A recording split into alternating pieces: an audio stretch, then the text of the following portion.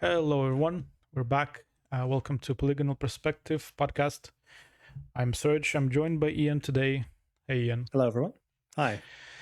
We're back, and let's jump straight into what we've been playing. I'll start with that because I've been playing more Diablo. More Diablo. More Diablo here. I finished season 1. You can see here I have my new character. Each season you need to create a new character, and I've went with sorcerers. I finished the season technically, although it's a bit weird the way they do this. You kind of finish the story of the season and you kind of completed it, but you can actually keep going.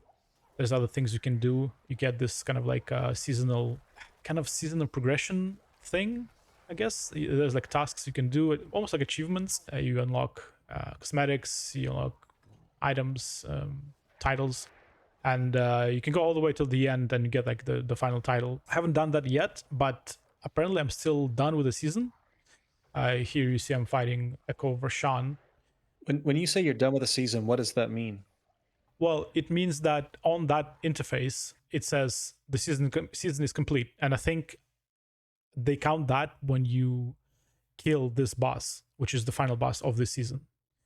Again, like I said, it's a bit weird because there's still things you can do, but I guess they kind of want to have this kind of range of things. You know, they tell you that you're done pretty early on, but there's still other things you can do, and some of those things are pretty hard.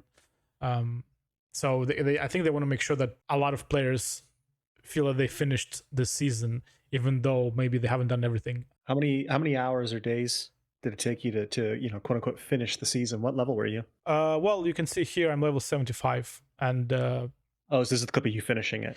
Well, this is where I feel I killed the boss of the season, and I think that's when it kind of counted as I finished it. But I think at the moment I'm 78, so, and I still have a few things I want to do in the season, and it ends I think in October, sometime October. And then they already announced the new season. I think it's called Season of Blood. So they don't really have any kind of buffering time. They're just going to jump straight into this next season. And I think I'm going to play it, but it's definitely... I have a level 78 character, and I'm getting to a point in where it's really becoming grindy. Leveling in this game isn't as... It's just... Sometimes I can't bring myself to... It's so mind-numbing sometimes, honestly.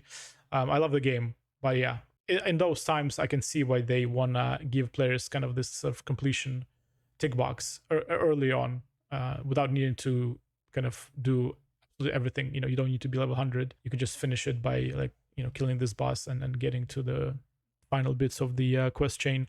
The story is okay in this season. The essential equivalent of them adding one more along quest chain. But the thing is, because the main story spoiled me so much, it feels good but not great, right? Back in Diablo 3, the story was not amazing and the seasons were okay, so they kind of like more or less on the same level. But here the story was great, but then the season came out and the gameplay elements are cool, but the story is just, you know, take it or leave. You know, there's a new thread kind of related to the Lilith again, but it's not really that important in the end. You kind of deal with it and that's about it.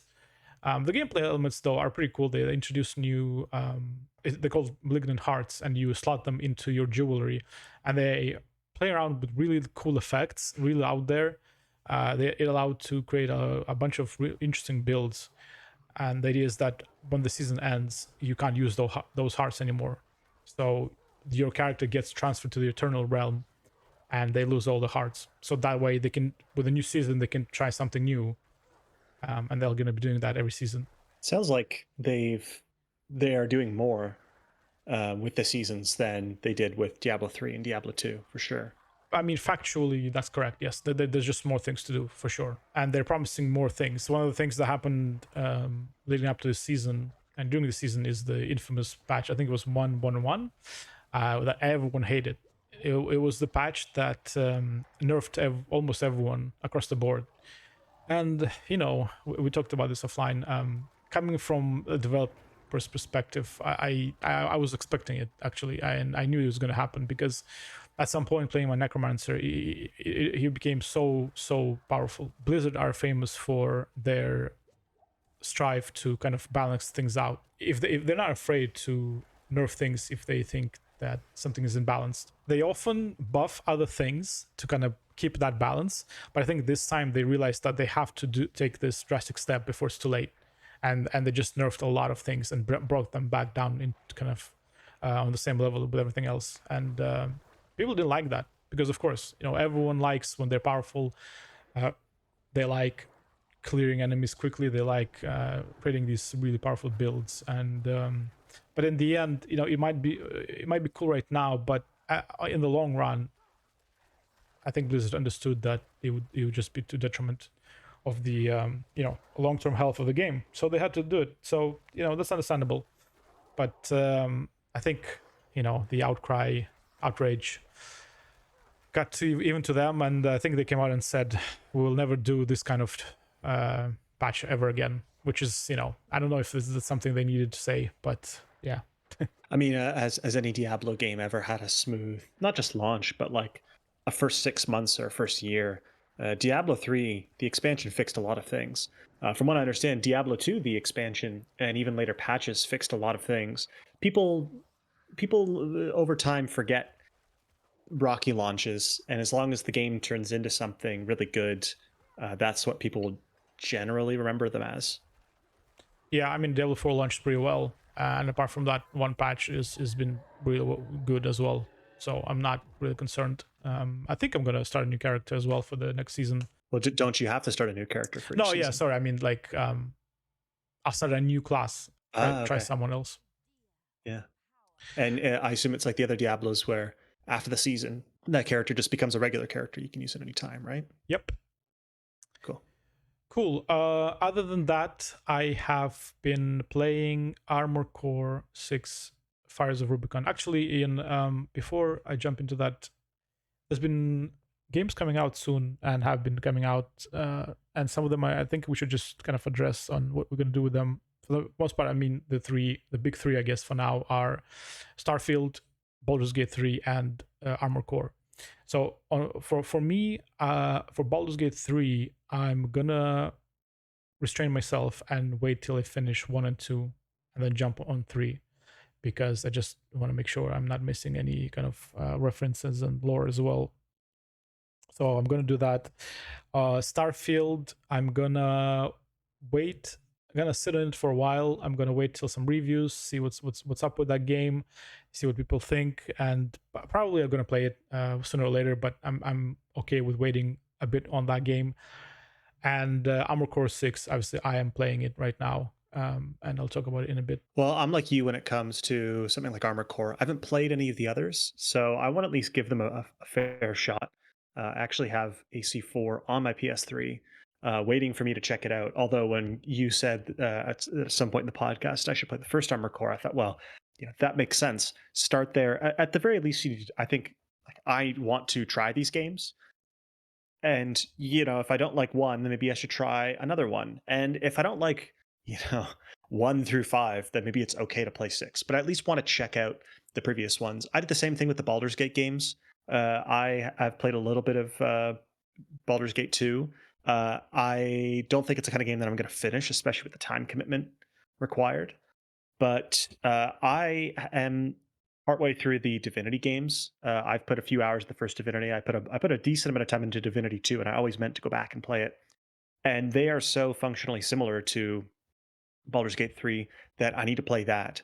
Those are very long games. I'm really in no rush. I mean, the longer you wait to play these games, the better they arguably get, because patches come in, especially with these big RPGs, patches come in that fix things. Sometimes mods come in. I mean, Bethesda games are classic cases where the mods can improve huge swaths of gameplay, UI issues, and things like that. That's where I'm at with Starfield.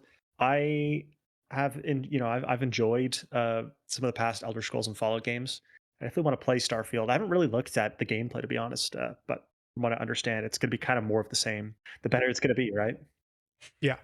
From what I've seen, it reminded me of, I guess, Fallout a bit. Because it has guns for first of all, so immediately kind of, Bethesda with guns means Fallout for me for the most part.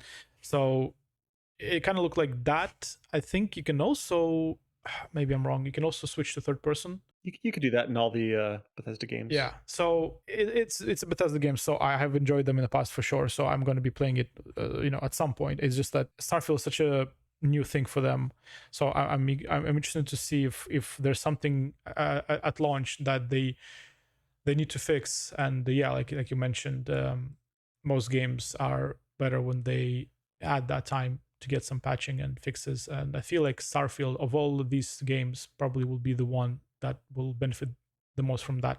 Yeah, just based on their history. Yeah. Baldur's Gate, obviously, it's still getting patches, and it has been getting patches. Been, we talked about this before. It's a unique position of early access for a long time, so it's constantly been getting fixes and improvements.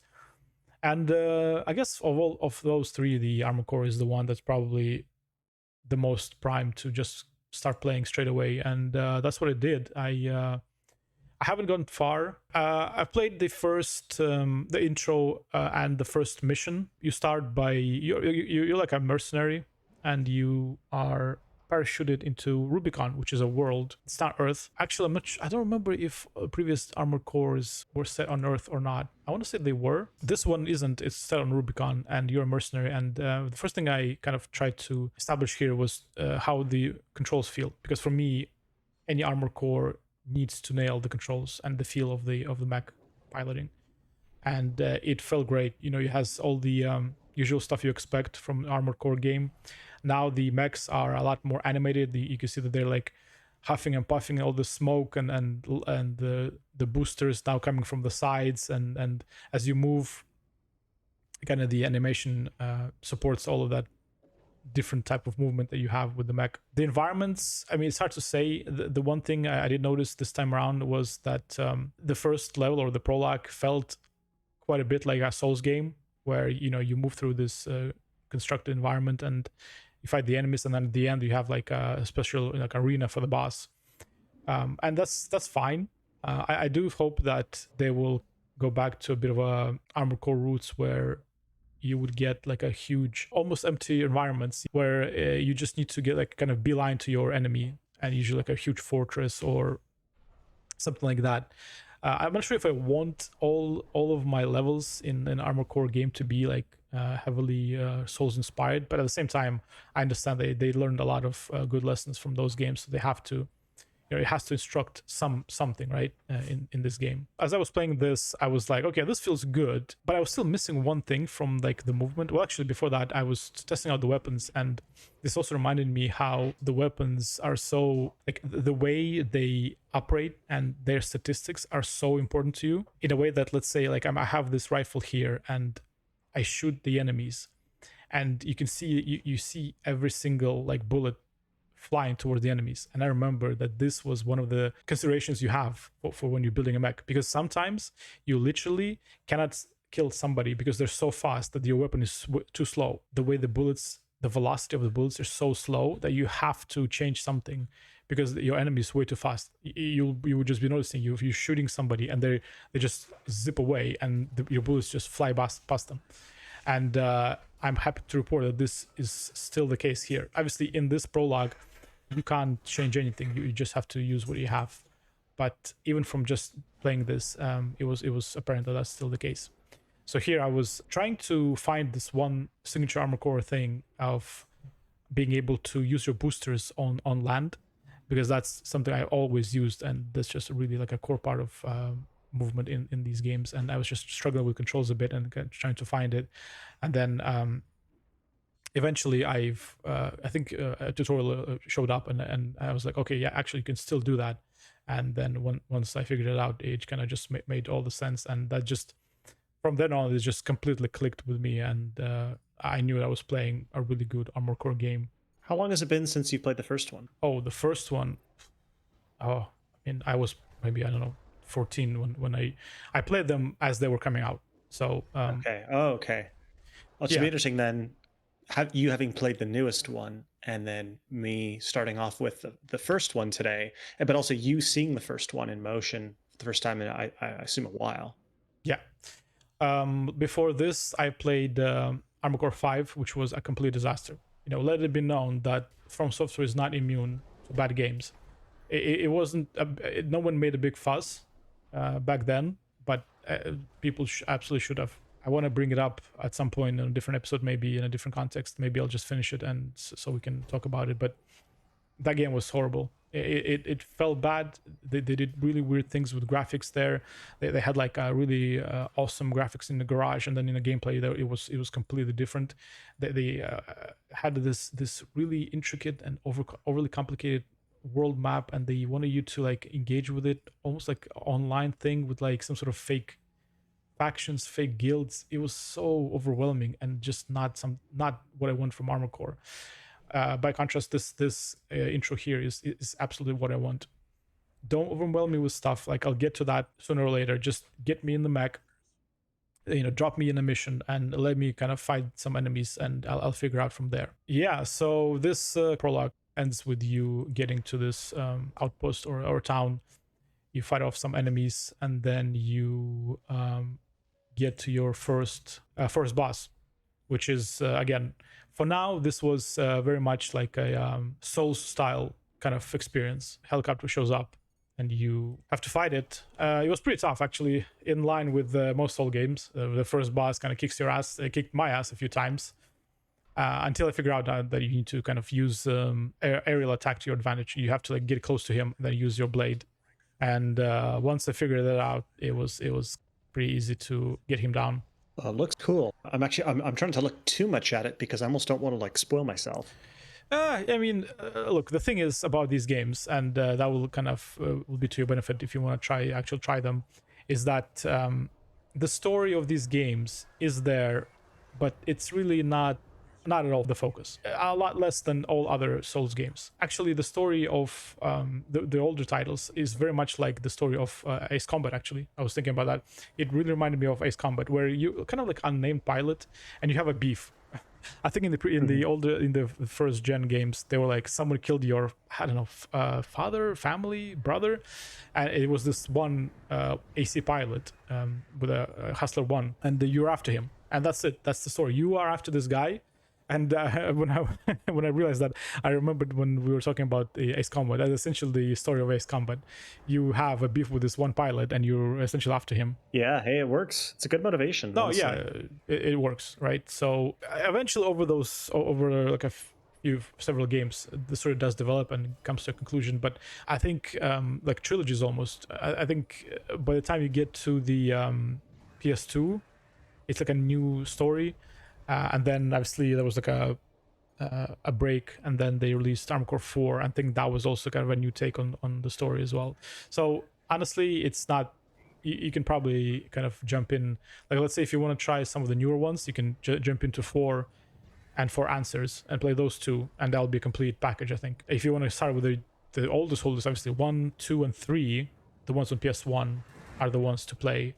And then the PS2 ones are their own kind of thing. Well, if nothing else, I like seeing how the gameplay evolves throughout the series. So it'll be interesting looking at this and then playing AC1 and appreciating, the 25 years of game design that has happened in between, right? Yeah, I mean, 25 years, but at the same time, they definitely made sure to have things familiar for players that enjoyed those games all those years back.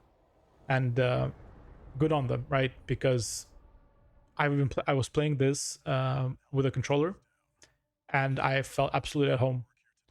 All the maneuvers, shooting, using the blade, zipping around, it felt natural, just like the old games, which not something I can say about Armored Core 5. Although I haven't played that much of that game, I kind of just stopped almost immediately. So, maybe if I give it a chance and fully finish it, maybe there's some things there that are interesting. I'm sure there are. But it just there were certain things about that game that just put me off completely.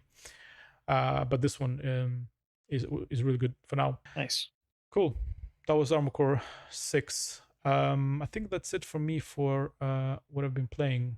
Ian, do you have anything else? Yeah. So the main game that I've been playing a bunch of lately is Ratchet and Clank Rift Apart, which came to PC. For me, that was one of probably the big PS5 exclusive that I was interested in. And so when they announced it was coming to PC, I was pretty happy because now I don't have to, one less reason for me to drop a bunch of money on a PS5.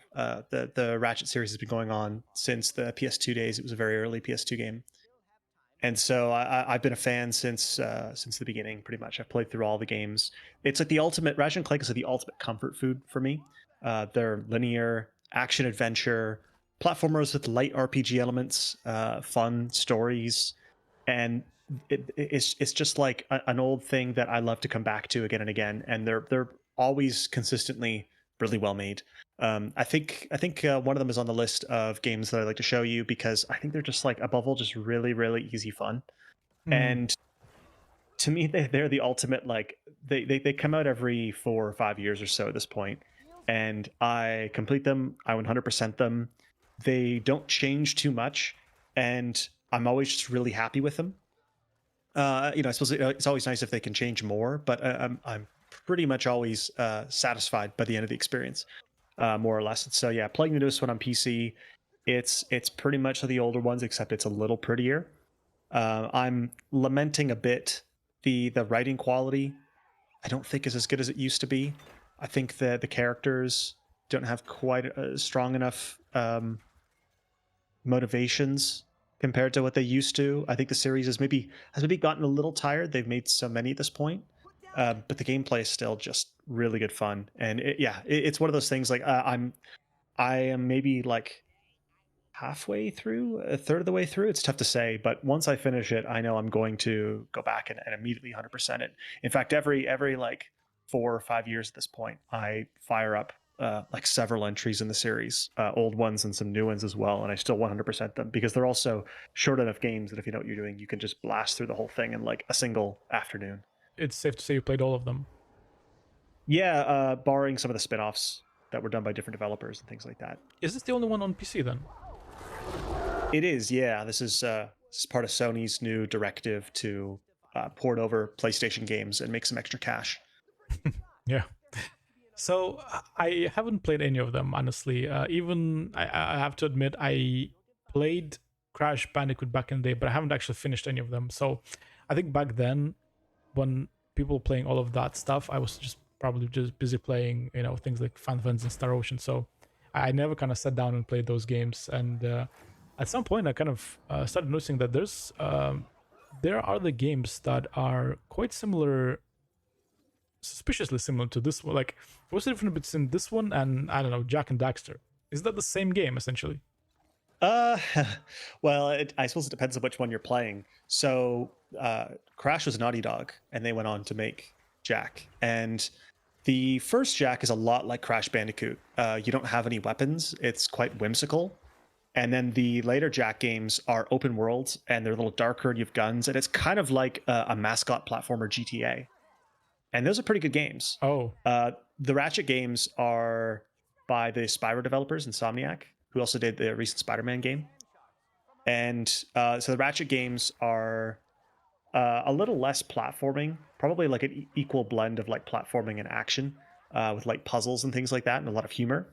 So I would say it's different enough from like it's hard to call it a platformer game, especially compared to something like Crash. Like you're not going to die from falling into pits in the Ratchet games.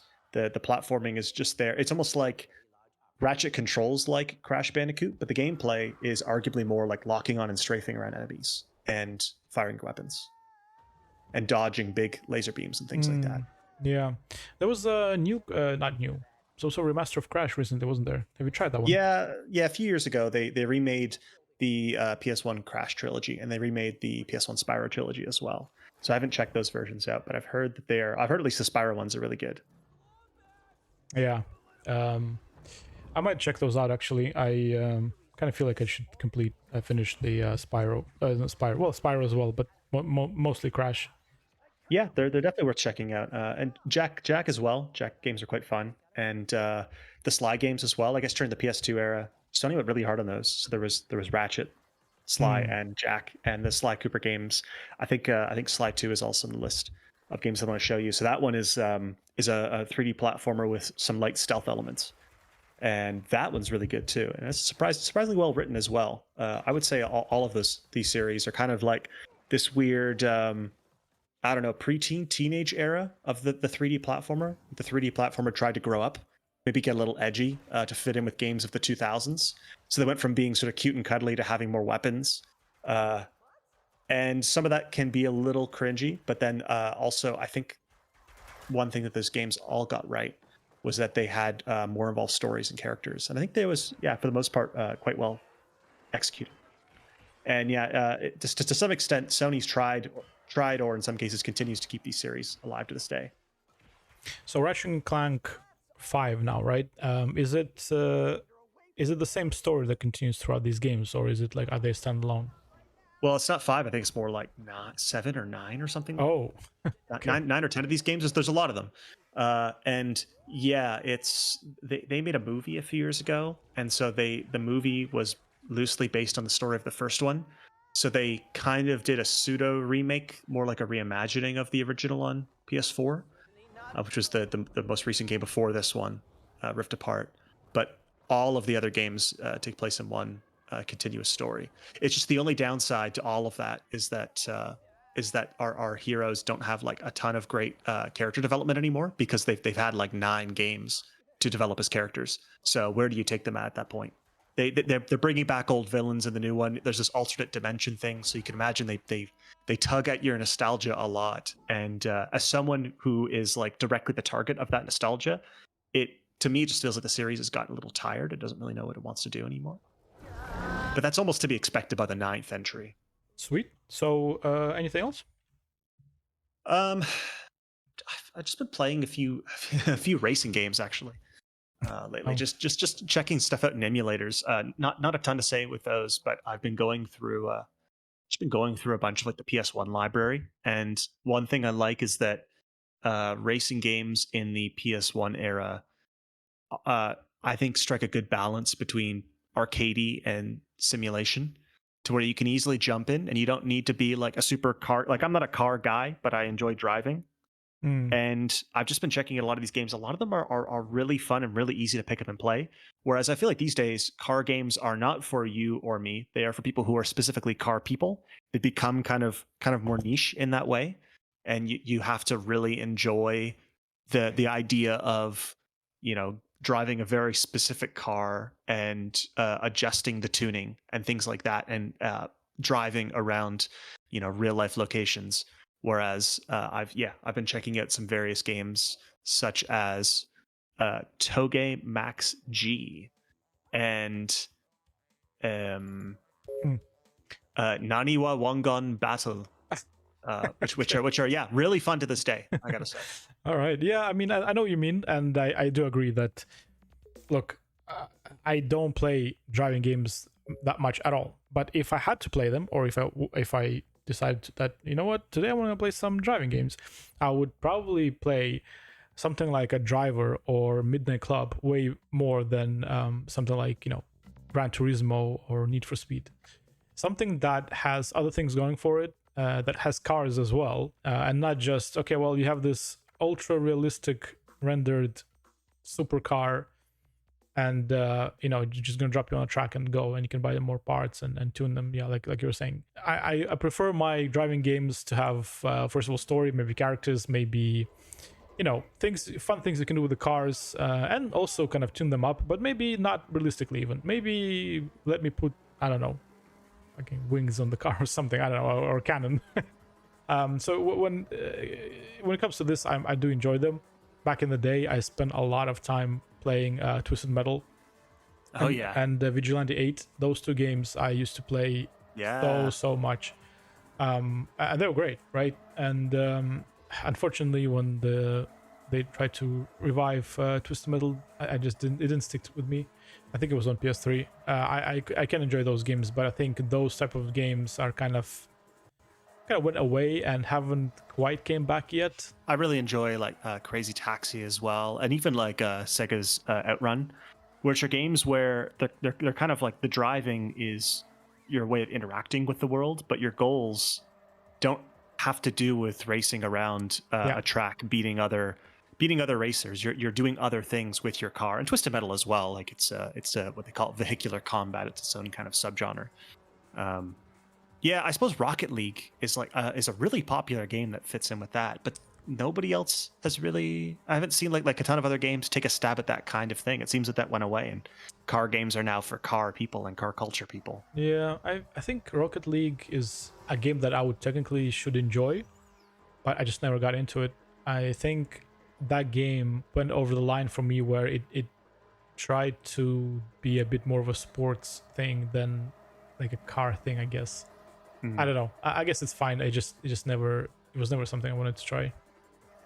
Yeah, I guess I just would have hoped that it would have inspired other games where like Twisted Metal as an example, where it's very similar, where it's just a car is just an interesting way to play the rules of that game, I suppose. Cars are really fun. Cars are a lot more fun than I think moving people around in a game, because you've got things like inertia to consider. You've got much more like a much higher skill ceiling as far as controlling your avatar. But for whatever reason, we seem kind of scared to do things with cars. Yeah, I agree. Yeah, so that's what I've been playing. Sweet. I think that should do it for us for the this section. Let's take a quick break and come back with the news.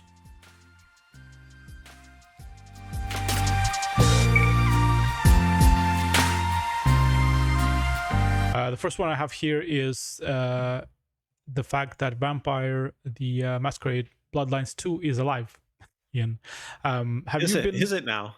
Yes, barely, I think, actually, but maybe still alive. Have you been following the news about this in general, about this game? A little bit, yeah. Is this Paradox? That's the publisher? Yeah, Paradox says that the game is still in development, and they released a few screenshots a couple of months ago. Development of this game must be a hell for the remaining dev team. We don't even know who is developing it now, right? At the moment we don't know, because they have fired the leading group of developers that was initially attached to this project. Among them were people that were there making the first game. And when that news broke, it really made me sad, I guess, because I was looking forward to this game and playing the second part of the game that those guys made. The first game, I really enjoyed it. It came out at a time when I was actually playing Vampire the Masquerade live action game myself. Oh yeah. I don't know if you ever did any LARPing, Ian, but I did not. Right. So back in the day, we used this setting to do some live action role-playing games. Usually, normally Vampire is a tabletop RPG, play with dice, but there are different types of rules that you can use to play this game in more of a live action kind of way. So we would create situations, we create storylines and characters, and you would have to do quests or fetch quests, or maybe a treasure hunt related to your character's story in the actual in town, pretty much. So you would actually have to go out there and do things physically to progress your story and your character story. And it was pretty fun. I didn't do it that much around that time this game came out. It was a fun game. It had a rough start, and eventually Troika Games kind of folded, but the game eventually became a cult classic. And have you actually played the original? I have played a couple hours of the original. I played enough to know that that I definitely wanted to play it someday. Does that make sense? I also really enjoyed Arcanum, which is the first game Troika made, and Fallout 1. So Troika is mostly made of people who worked on Fallout 1, and they left Interplay to start Troika. And Fallout 1 is one of my favorite RPGs, if not maybe my favorite RPG of all time. So they definitely make stuff that is specifically up my alley. And I've never played Vampire. I always wanted to. I have played a bit of Werewolf though. And I had a teacher actually who used to work for White Wolf, so it's always Vampire as a pen and paper game, something I've always wanted to play, and Vampire the Masquerade as a video game is something I've always wanted to play. So I've never been exactly frothing at the mouth for a new one, because I sort of I need to kind of catch up. Like this amazing game is already there that everyone already agrees is really good. Why wouldn't I play that first? But I suppose it's always nice if there's more. Yeah, like I mentioned, the first game came out. It was rough. It had a good story and gameplay, but had a lot of issues. And only over the years, with patches and fan patches, it actually became something really great. And to a point where actually GOG incorporated those patches into their release of the game. So probably if you want to play that game today, that's where you probably that's a good place to start. And they released Paradox released a few years ago a really cool trailer for the Bloodlines 2, and it looked really nice. And I think even they even had pre-orders back then, unfortunately. So a lot of people kind of pre-ordered the game, and then the news of that development team broke, and I think they even offered refunds. Yeah, it wasn't a good look, right? It kind of, I think it shattered the confidence in that game's development, I think, for a lot of people. Hopefully it will come out eventually. I can only imagine what kind of things transpired that would have prompted Paradox to actually fire people who have been there, and the original developers from the first game. Must have been something serious for this to happen. It doesn't really happen on a whim these days, but hopefully this game will come out, and yeah, I'll be playing it for sure. Yeah, it's I would say that they've definitely got to impress people after this, because it's this kind of stuff is all very worrying. Reminds me of Dead Island 2, actually. You know, that for years that game was kicked around, and I never played the first. I didn't play the second. I don't know who played the second. I wanted the sequel to come out just so we could stop hearing about it, to be honest. Well, it did come out. Just let it come out at this point, or cancel it and stop talking about it. I don't know. So yeah, hopefully the sequel turns out pretty well. But yeah, I would say they have to impress. They really have to impress everyone at this point. Yeah, and definitely this is a game that I think you would enjoy the first one if you finish it. I think it's definitely would be up your alley. It has kind of, I remember it had the feel of, if we compare it to like some of modern games today, you know, all the arcane, you know, praise or Dishonored. So I think it had that kind of feel about it. Yeah, it's definitely my kind of game. So I'm really excited to, you know, when I eventually get around to playing it. Next, we have news from Square Enix. Apparently, Square Enix is going to focus less on mid-sized and more on AAA console games. This comes out on the heels of other similar news about Square Enix and their, I guess, constant reevaluation of finances. Recently, they've also said that the Final Fantasy 16 sales didn't quite meet the expectations. And of course, we can also go all the way back 2 years ago when famously they kind of weren't happy with the sales of games like Tomb Raider and Hitman, which eventually led them selling off those studios. Although I'm not sure if those two directly related or not. It really wasn't a good look. Back in the day, the Tomb Raider sold 3.4 million in the first several weeks, which is insanely good, right? I mean, obviously you have budgets to consider, but to say that these kind of sales are not enough, everyone was surprised when Square Enix said that. Similarly, they had sales of like 3.6 million of Hitman Absolution and 1.75 millions of Sleeping Dogs. And all of those games, according to Square Enix, didn't perform as well as they expected. Do you think, Ian, that they have kind of a history of overestimating how much games sell and how much they need to sell, and then kind of basing their decisions on those unrealistic expectations? Well, it's tough to say because we don't know how much these games cost, and it's quite possible that they put a lot of money into Tomb Raider, so much that 3.5 million wasn't enough to break even, which is a little scary. I suppose that was 10 years ago, and game budgets are even higher now. But maybe that says, I think that maybe they needed to be, if that was the case, then they probably should have been a bit more realistic about how much a game like Tomb Raider could be expected to sell.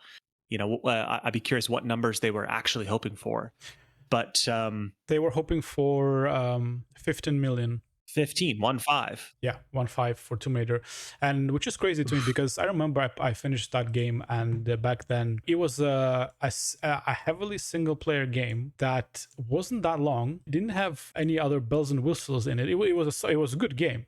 Let it just be known that I really enjoyed it, but it was definitely a linear experience. I mean, there was some open world elements. Actually, maybe that's not fair. It was more like sandboxy elements, but for the most part it was a linear game, right? And again, it wasn't that long, it wasn't that big, and to have it sell 3.5 million in like a few weeks, that's amazing to me.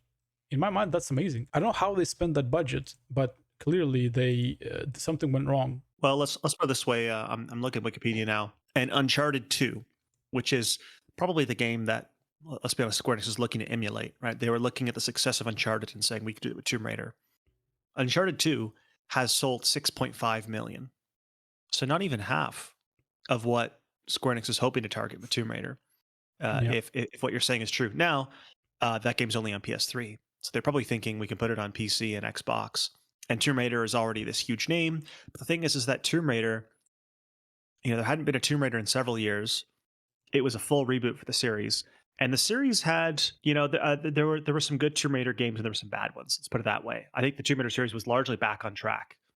But I think a lot of people hadn't played Tomb Raider in a very long time. Well, I guess we don't need to get too into it, but 15 million is definitely unrealistic. Yeah, that was definitely the sentiment I think everyone had when this news came out. That followed by them eventually selling off Crystal Dynamics and IO, and it was such a, I don't know. If I felt that they could have handled it way better than they did, and now we get to this the piece of news where they, I don't know, doubling down on idea that they just need to chase the highest grossing IPs. This means that all of their AA games will kind of just go away. Recently, games like Valkyrie Profile, Elysium, reportedly not an amazing game, right? But it was still cool that they kind of went back to that franchise and did a new game. But that might actually go away from now on. They just might focus on the big hitting titles, right? And even then, even those Final Fantasy 16, they're still not quite happy with the sales. Well, just looking at the mid-budget stuff, if Square Enix isn't being if Square Enix is moving from mid-budget games to big-budget games, what that suggests to me is that their big-budget games are doing okay. They're at least doing better than their mid-budget games. Maybe Square Enix feels that they aren't very good at doing mid-budget games anymore, and they should just focus on the big hits, the big profits. Thing is, the Square Enix has actually, I don't know if I mentioned it on the podcast just to you in passing, but I think it's awesome that Square Enix is putting out all kinds of really weird mid-budget games over the past few years. They're one of the last publishers that's been developing weird mid-budget games in-house and putting them out. But they haven't been marketing them very well, and or they just haven't been that great.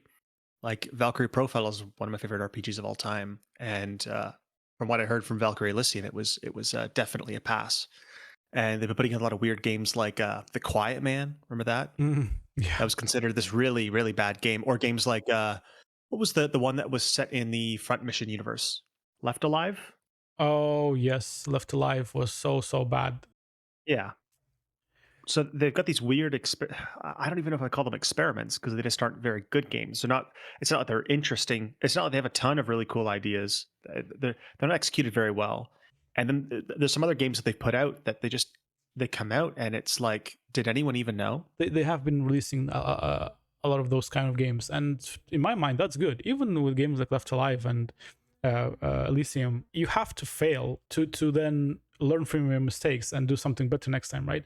If you're just gonna keep making Final Fantasy 7 remakes, the next Kingdom Hearts, well, of course they're gonna sell, but then I would much rather those games exist than Madden or FIFA or Call of Duty, the very competently made stuff that's very safe. I mean, I'd much rather an interesting game over just a safe and an uninteresting one. Yeah.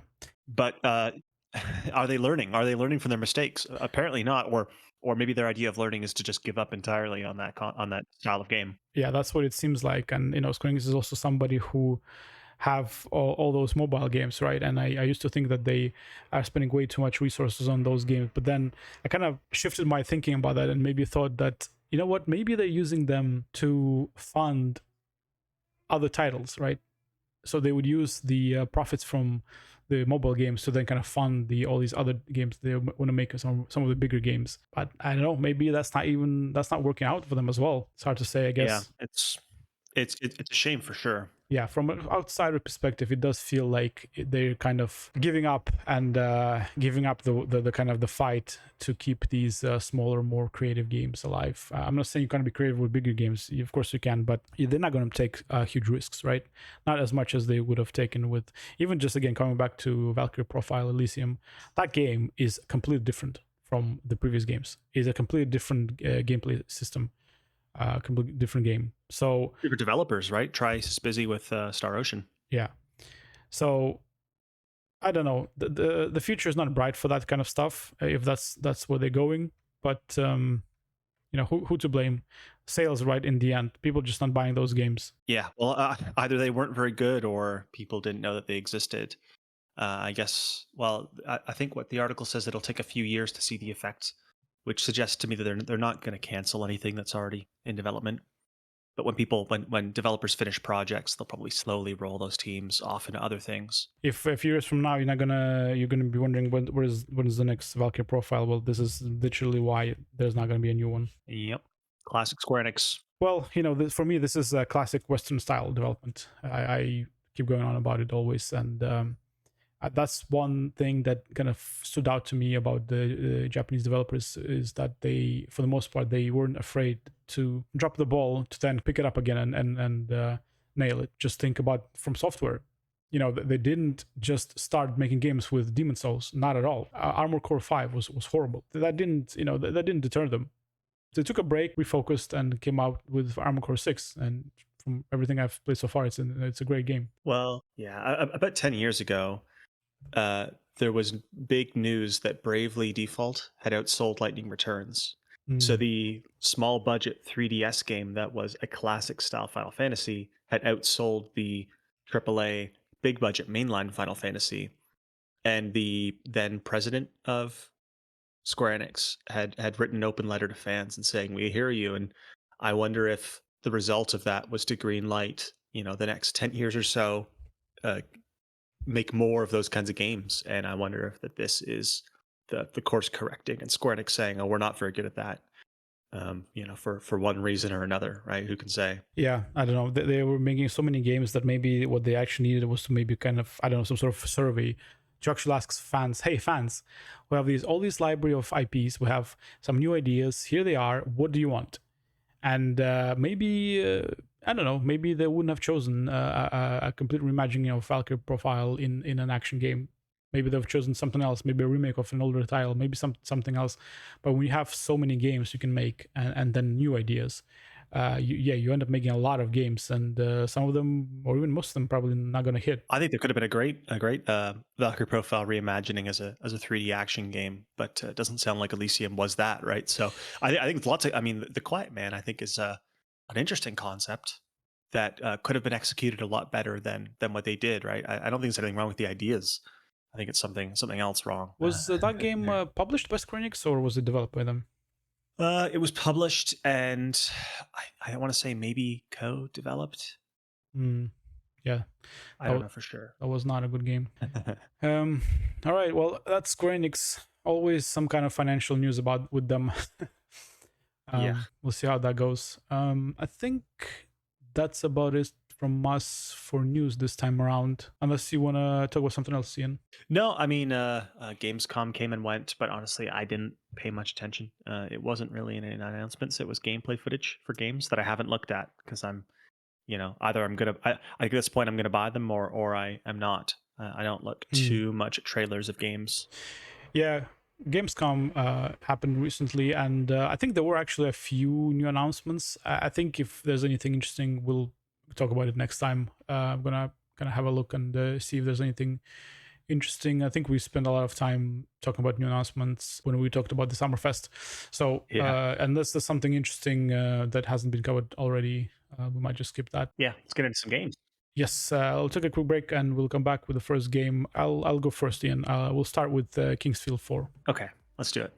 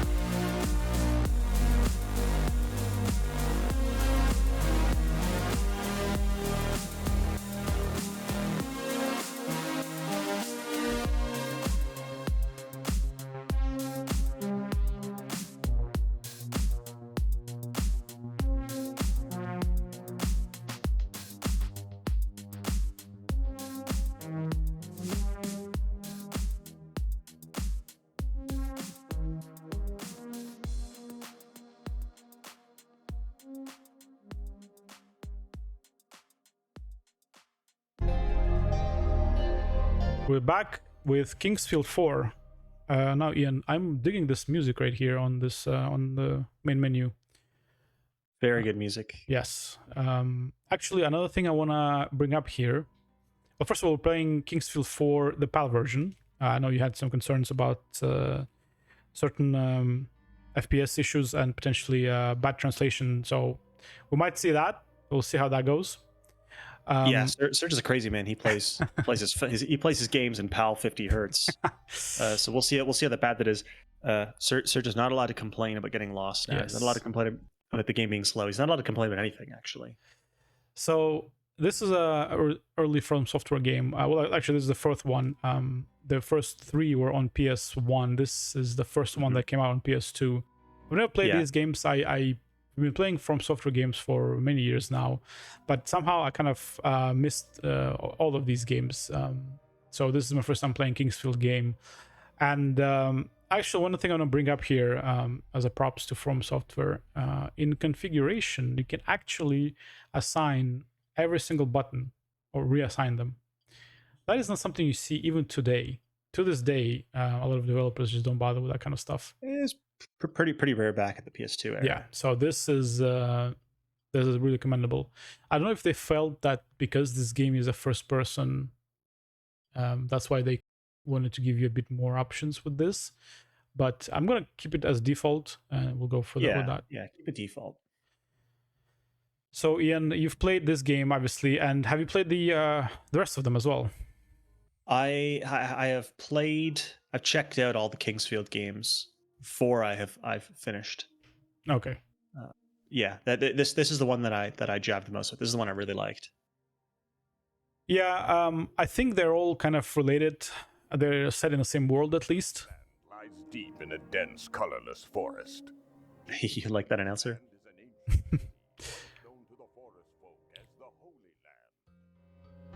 This game's called Kingsfield 4 in Japan as well. In North America, it's called The Ancient City for some reason. Long after the rulers have fallen. Grave misfortune will befall those who behold the idol that stares into the darkness. The idol, taken from the ancient land, led the kingdom down a path of destruction. I wonder if there's subtitles that can enable. The idol must be returned. Under a dark and cloudy sky, the Swordmaster led his men to the ancient land. The cursed land swallowed the soldiers, and all that remained was dark silence. One thing I like about this and the Souls games is they do a really good job at suggesting a much larger world beyond what you actually experience in the game. Because the game is you don't meet a ton of people. It's a very moody dungeon crawler, but they're showing you all these larger things that happen in distant lands. I think it does a really good job of setting up a world that feels bigger than the game itself. Yeah, they really do a good job of piquing your imagination and letting you kind of wonder what's out there. What's funny is, I mean, we're going to make a lot of comparisons to the Souls games, I'm sure. But I think once I looked at the Moby Games credits, I don't know if anyone who worked on this game worked on even Demon Souls. Huh. 7 years is a long time at a game company. People move around. Interesting. I was gonna say this definitely feels like Souls, predecessor, right? Like something that that came before those games. But maybe, I mean, even if it's not the same people, the game is the same studio, so it was still kind of probably instructed a lot of what Demons and Dark Souls became. Oh, for sure, and of course Miyazaki's a big fan of these games. I'm sure it was these games that made him want to work at From Software. Although I think he started out as a coder on the Armoured Core games. So I'm trying to just kind of get a grips with controls here. I can use my left stick and right stick actually, so that's pretty cool. Left stick both moves me and turns the camera left and right, which is okay. This is not modern FPS controls. No. This is basically the Kingsfield PS1 games adapted quite literally into the PS2. But the difference is, I suppose, that the first Kingsfield came up before the DualShock, so they needed this control scheme. By the time this came out, you already had I mean, all kinds of. You already had Halo, right? This is a year after. I think a year after Halo. So this is after we've kind of standardized FPS controls, and here's Kingsfield doing something a bit different by sticking to its guns. Okay. So I can punch things. Okay, let's see. There's no quest log. Cool. Well, this obviously grabs my attention, so that's probably where I need to go. Let's see. Is this a sign? No. Yeah, you could probably interact with that. I think if you press, there's an action key.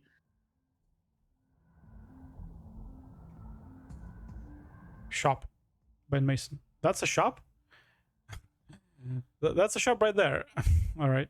Well, let's see if there's something over this way. Okay, there's definitely something there. Okay, I think I'm gonna try this shop first. Maybe it'll give me a weapon.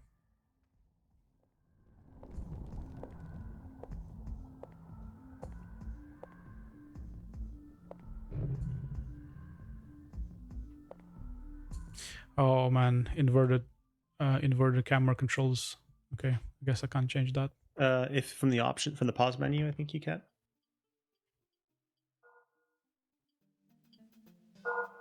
Settings? Not button config settings. Maybe you can't. Yeah, that wasn't too common at the time, was it?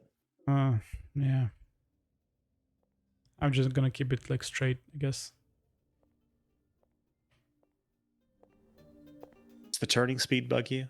No, it's fine. I mean, this is a slower game in general, so it's fine. Yeah. Oh, actually, because it's a PAL game, it says running at 25 FPS right now instead of 30. Oh, look, crestfallen knight. Even here, he's he found his way to this game. Sir, can I? You gotta look down on him. Sir.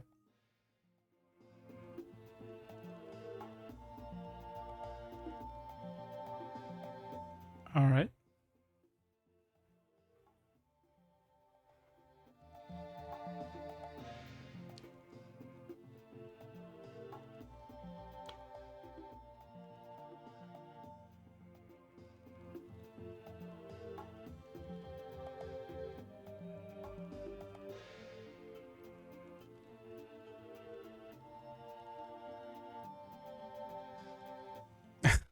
Okay. Then the fabled European translation. It's been so long since I played this that I can't exactly directly compare and contrast. But, so did he actually give me anything, or he just? No, he's just. I think.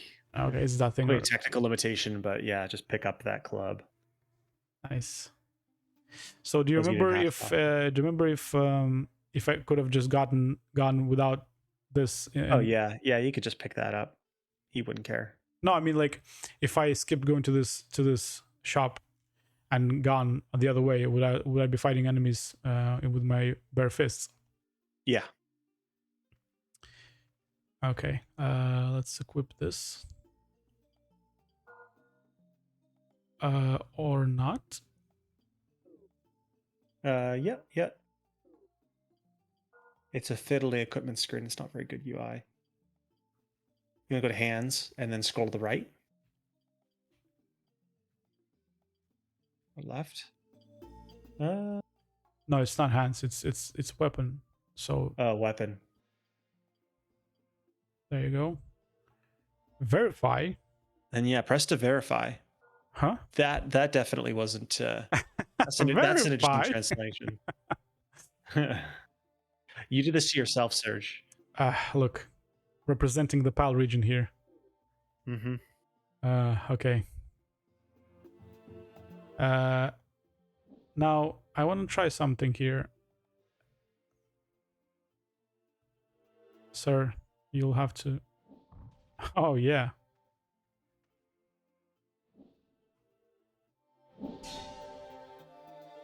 So you have a stamina meter at the top.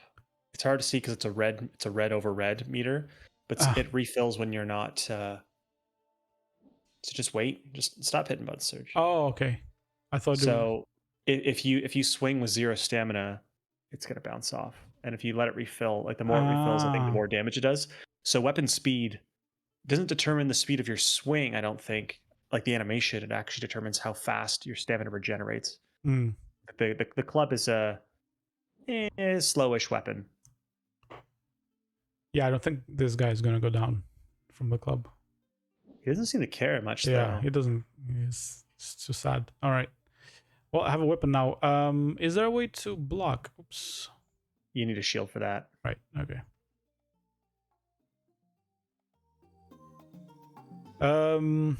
Okay. Still not sure what I'm doing. I guess going to the underground he mentioned. Let's explore here. Oh, there's a flower over there.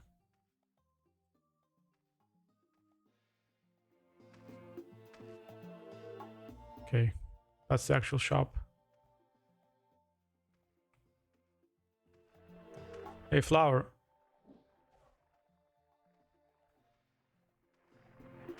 Ouch. So a lot of Kingsfield combat is going to be circle strafing. Oh. Strafing around your opponent while turning.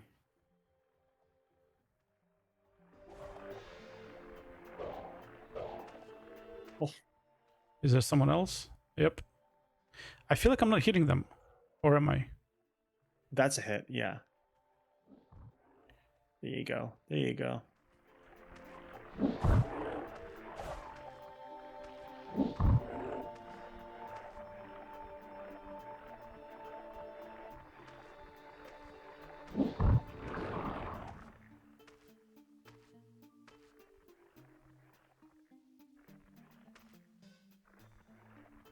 Nice. Give me that gold.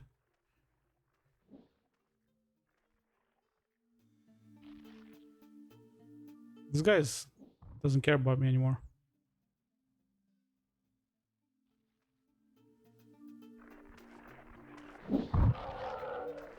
How many? And this is a really rough game. I can only imagine the first one. Yeah. 4 is... I know some people don't like 4 because your movement and your turning speed is actually slower than it is in the other games. Oh, is it? Which to me that says it's very deliberate. But I mean, you're also playing this at 25 FPS. But yeah, on PS1 that frame rate would be a lot worse, and I think the controls are chunkier.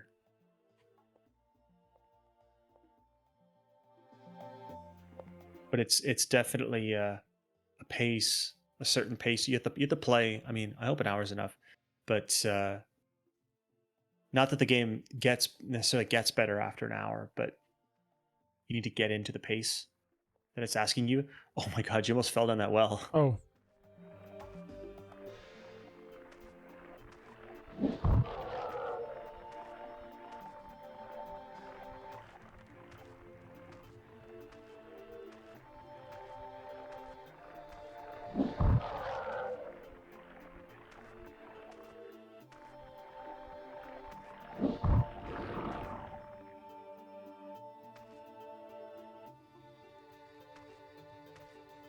Okay, let's spend...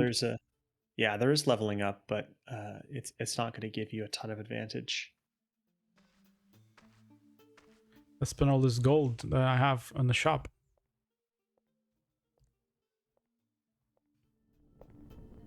Possibly one of the reasons why the walking speed is slower is there are no load times in this game.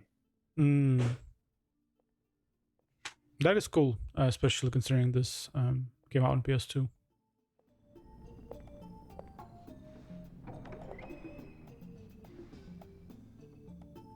Okay. This looks like a shop, but where's the shopkeeper? I wonder. Can I smash this?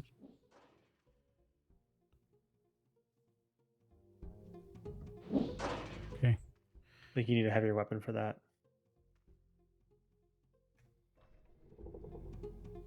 It's like this huge chest with like one coin in the middle. Yeah, that's actually 80. Well, sure. Oh, there he is. Yeah, well, it's because the door swings to block him.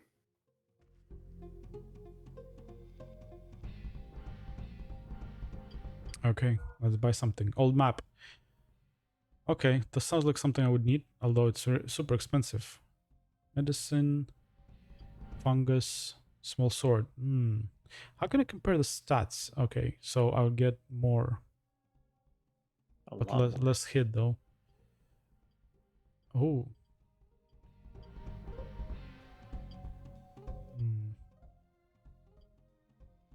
Well, I need all of this stuff, but I have no. I can only buy. I think I'm gonna save for maybe a sword or a shield. Okay, so I need a gold.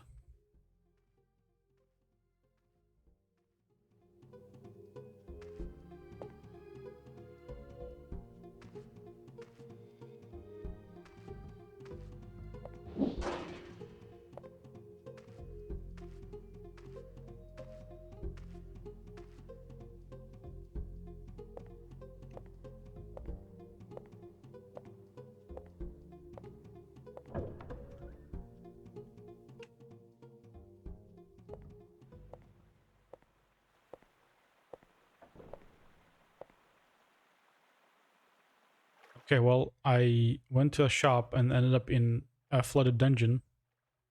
Yeah. I mean, this is definitely reminds me of how Souls games would handle just environments in general, like how they're connected, interconnected, right? This is probably somewhere, although I'm not sure if I can actually go. Am I gonna die? Yeah, what do you think? Okay, yeah, I don't think I can get anywhere far with this. You've avoided several newbie traps based Oh, on your really? experience, I think, with the Souls games. Because if you just walk off that ledge, you'll fully submerge in water, and I think Yeah, yeah, I saw you'll that. instantly die. I think there's probably Classic a trap. switch somewhere that will lower this water, but I'm not seeing it here. It's probably somewhere else. Okay, let's leave this for now. No, yeah, I was this. This might have been a different team, but this is there's a Souls DNA in this all over this, Mm-hmm. which I do like. I mean, these door frames are humongous. Look at this. Ooh. It's cool. Obviously it's not realistic, but it gives it that kind of alien quality. Like this place was built for things larger than humans that no longer exist. Yeah, that's Maybe it's just amateur art, but maybe. maybe it's something cooler. I suppose it doesn't matter in a way as long as it's the intended effect. I mean, I suppose the Souls games do that as well. Oh yeah, That might just be because of the third-person camera. They want to give the camera lots of space to breathe, but it also lends it this kind of I don't know. I think these games all have this great dreamlike quality. okay. So we have an entrance to something over there. There was a mission trunk here. I'm not sure what that does. It didn't open. Can you for that? And then we can go back at this to the start and go the other way. Let's see if we can just continue here. Let's see what's over here in these ruins before we enter the door. Oh, it's just a barrel. I'm hearing something.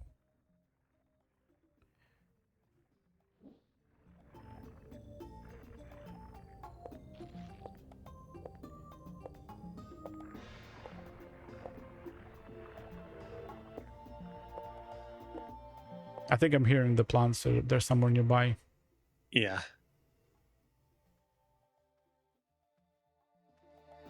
Yeah, there's one. Come here. Oh.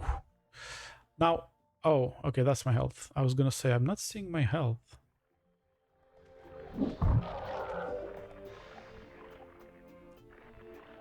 Well, at least I'm very clunky, but at least the enemies are also kind of slow, at least these guys. Yeah, it's a very different. I mean, it's quite smart that that FromSoft kind of brought back the philosophy and the feeling, the ultimate feeling of Kingsfield, but you get with the Souls games, you get all kinds of quality of life features, but you also get just snappy combat. It's fast, it's fluid, it just makes sense. And this is much more of this kind of you've already kind of figured it out that you're often circling around enemies and wiggling forward and back to get outside their range and popping in when you want to make a swing. It's not exactly Yeah.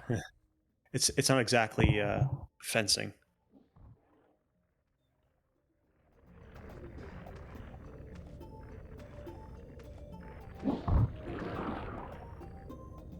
Which is why I feel like you need about an hour to get into the flow of this game and kind of feel what it's doing, because it's definitely greater than some of its parts. Well, we're getting there. Fought some plants. I think I should heal probably. Let's eat that plant we got. Okay. I'm carrying something that brings me misfortune. Maybe we should just toss it. All right. Well, it was brought up in the intro, but yeah. Yeah. There you go. All healthy.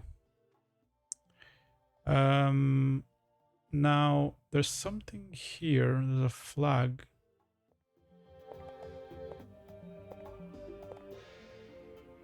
Nope. All right, let's go through this door. Oh wait, there's something here. Let's see.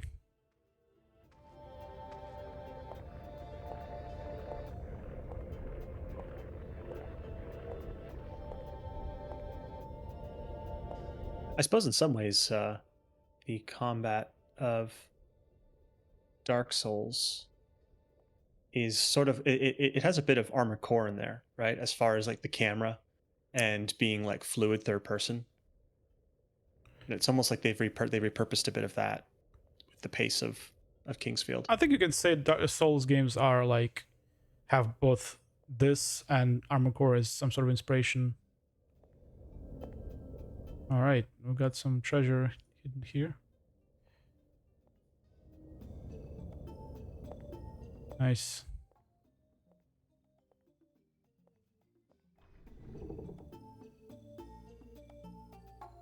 Ooh, what's that? It's too bad they don't tell you what it is. You pause. Herbal juice. Earthen in liquid. Stronger medicine. Okay, nice. I'll need that. What I really want to get is a shield. But maybe I'll get that later. Okay, I guess that's where I was gonna go. But wait, there was something else here.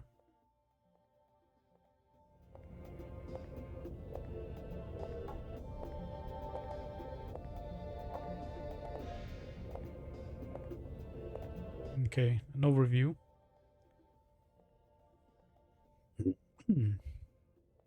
What is this? Oh, God damn. They gotcha. Ah. Oh. Yeah, these hitboxes are very like it looks like you got hit there. It's almost a hard to perceive depth in this game. You have to get really close to the enemies and they have to get really close to you. Yeah. I wonder if that's because in this game you swipe, you don't stab forward, so you don't really feel the range of your weapons. Is this a helmet I found? Nice. He's gearing up.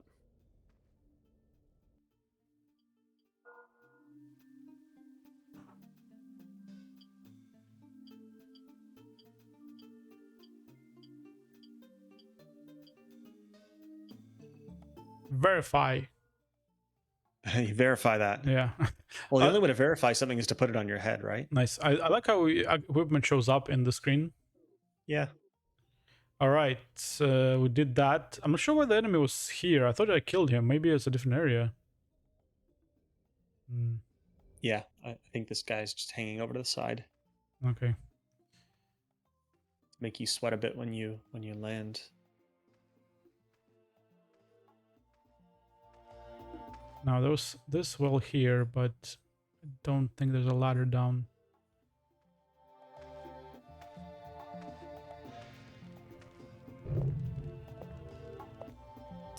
Okay, there's a lit bonfire here. Ooh.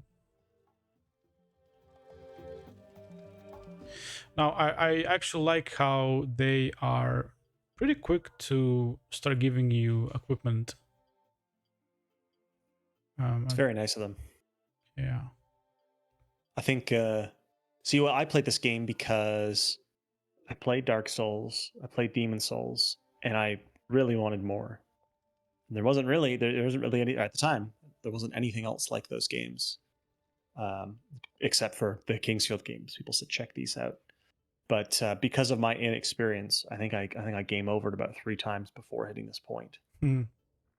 Though some of it is, I think, if you hadn't checked out that shopkeeper at the beginning, the main path takes you right into an area with enemies that you cannot handle.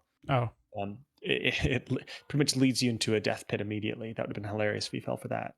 Everyone else I've shown this game to has fallen for that. Hmm. But I think it's a great easy way to establish that this is that kind of game. You have to pay attention to everything. The game's going to betray you a bit. It's going to laugh at you a bit, and that's the fun is in overcoming all that, paying close attention to everything. Yeah, I think if I was playing this back in the day, I would have probably get a lot more frustrated a lot quicker. But now you know all of From Software's tricks, right? I don't know. Maybe this will have a few more. Okay, I think this was actually just a small ass room here. I thought this was something, but this is just nothing, I guess. Maybe this indicates where the rooms that actually have the save point or something. Yeah, I can't remember. All right. I suppose it just had some visual interest. I guess I'm kind of done with this small area here. I'll go back to the... Actually, how much gold do I have? Doesn't say. Well, do I have enough? Oh yeah, 115. 115. You need 180 for the sword. Yeah. You'll have to continue. I don't think I have enough. So this guy here, I mean, he was talking about underground and his friends. I guess it's either not here or maybe it's in that water area I can't get to yet. So I'm gonna. Well, let's ask him again. Sorry about hitting you.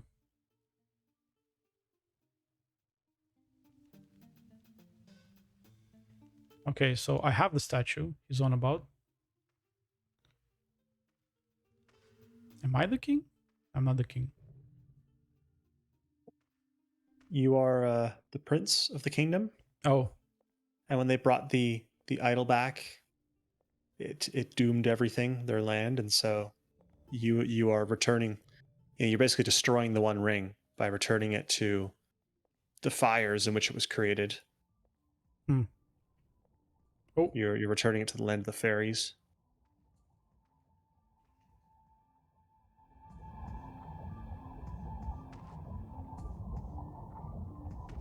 All right.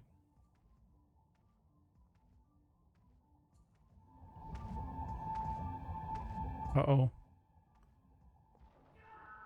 Oh, what the Yeah, fell for it. Fell for what? There was nothing there. God damn. Yeah, fell for it. I guess I did. You see? When you go back, you'll notice. But that's the death pit I was talking about at the very beginning of the game. That it's meant to. The first thing anyone does in this game is they walk straight forward down the path, and they die, and they say, "What the hell? This is ridiculous." But you quickly learn to just not care because it's that kind of game.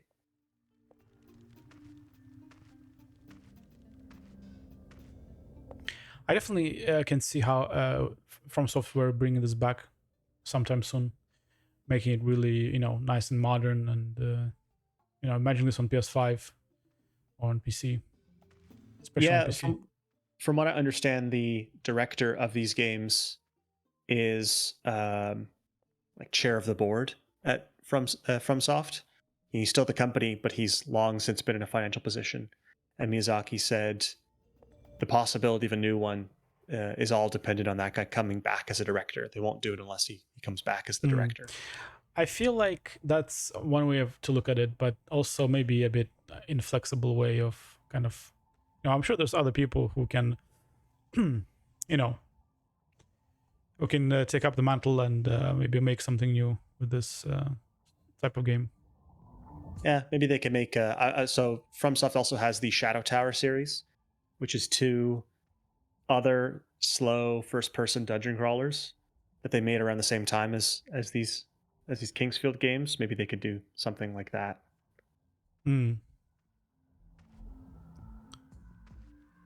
Okay, this guy. All right. Nasty. Run. Did you notice that the ground that killed you looked different? Yeah, now I did. Yeah. So one of these things about the game being first person compared to a third person game, the Souls games, is I feel like when you're in first person, it's easier to examine the environment closely because you can get the camera right up to things. And I think that's a good example of maybe a trick that would feel more. I mean, I'm not going to say it isn't a cheap trick, but that trick would be more cheap if it was a third person game because the camera is so much further away from your character. Man, I feel like at this point I don't have enough of anything to take on these guys. Like You're running past them. I guess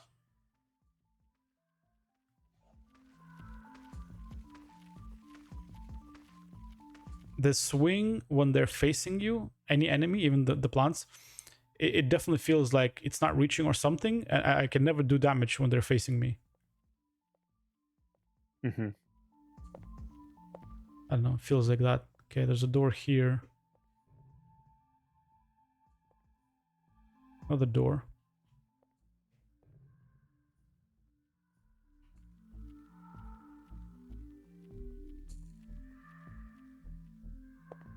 Okay, let's see what's over here.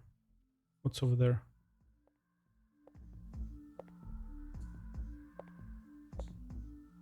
Oh man, so many options.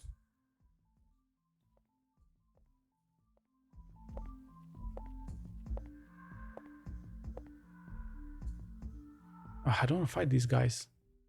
Okay, let's go here. Yeah, this is very much like Souls. Like you have so many options to go.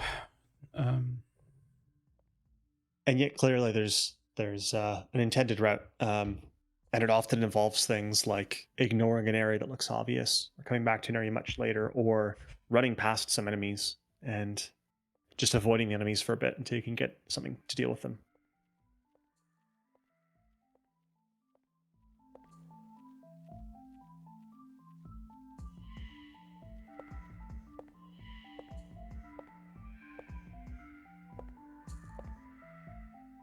One thing is, in these Souls games, there aren't too many hard gates. The hard gates are often you must beat this boss or these bosses to open a door, something like that. But this game has a lot more hard gates where often you need to learn a specific magic spell to open up a passageway. Okay. You need fire to burn these cobwebs or things like that. Or you need a heavy weapon to break those barrels that you saw earlier in those rickety boards.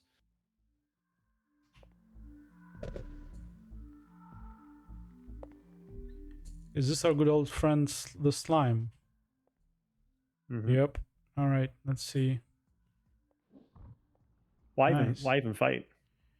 Well, just grab the okay, yeah, no. I mean, he's gonna come after me sooner or later. At that walk speed. Well, luckily, unlike in Souls games, he has not much HP, so I just nice 2 chests just for that. Oh, what's that? A potato? Ah, it's a mushroom.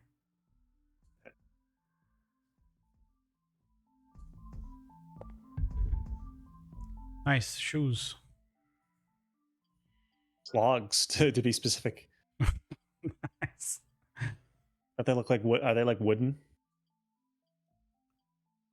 I know this is a very abstracted legs, I guess. Yeah, timber clogs. They literally are clogs. I like to imagine that you are running around completely buck naked, as that figure shows. Well, I am. But now with wooden clogs and a helmet and a club and some gloves. All right. Like maybe you can get some pants, some trousers, a shirt.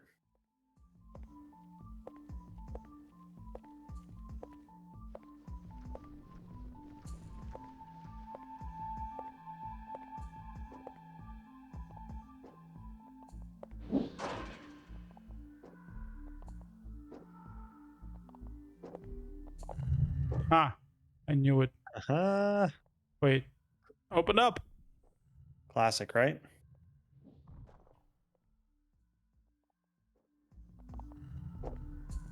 Yeah. Thanks, door.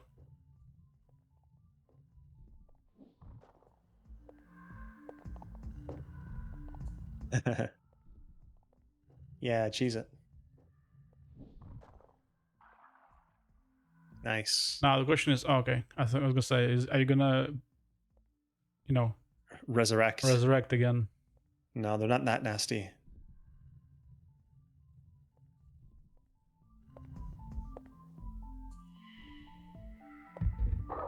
Oh, yeah, they are. Look at this guy. Oh, he's armored. Oh, that was... Let me out. Oh, you're gonna die. You're gonna die. Oh. But did you see what was in that chest? No, I no, not yet. Wait. Oh. You're God lucky damn. that first guy didn't hit you.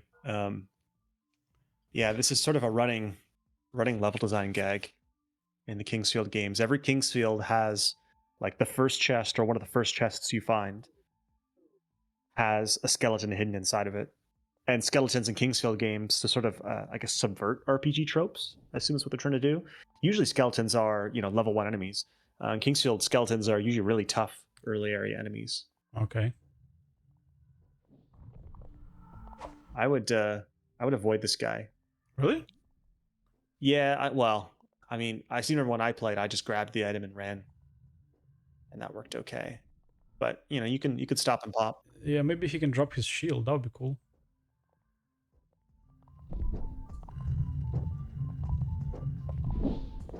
Luckily, he's very docile. Yeah, he's like...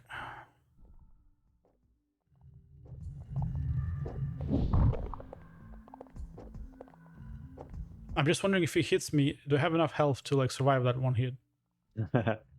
Yeah, good question. It's not worth wasting a potion on.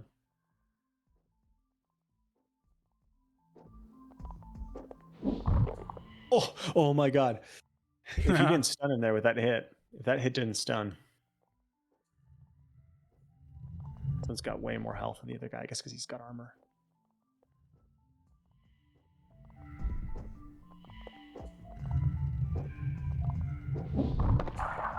Nice. Nice. Just gold. $20 though. Yeah. Ooh, a shield. Nice. There you go.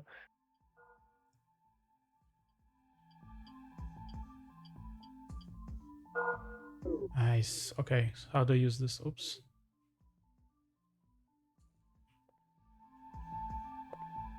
Was there a button? Is there manual blocking? Or does it just raise your defense? I don't remember now. Oh.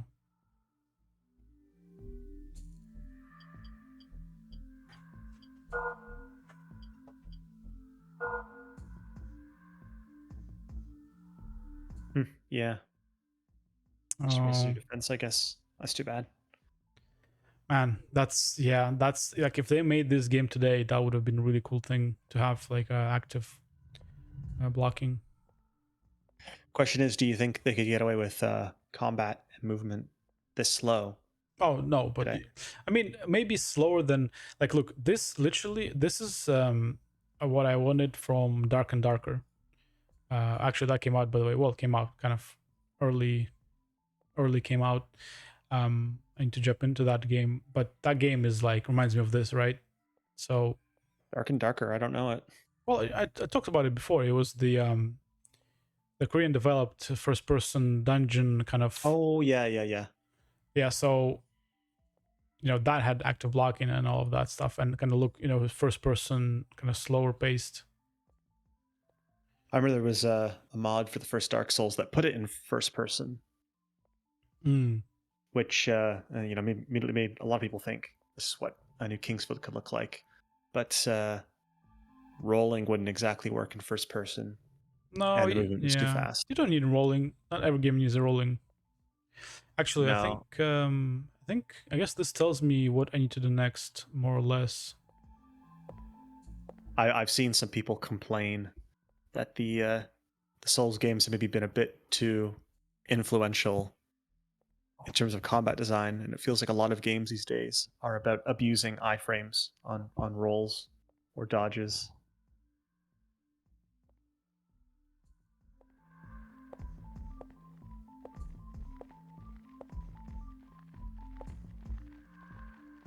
Oh man, I hate spiders.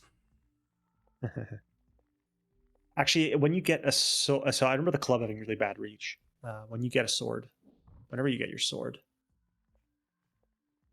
that weapon, I think it is a stab that has much longer range. I mean, you can see that skeleton had huge range on that stab, Yeah. and that does help the combat. Nice. Didn't even attack you. You leveled up. Oh yeah, I did level up before as well. Do I need to? You don't. No, it's just passive stat buffs, okay. I think. Okay. So there's like a diary here.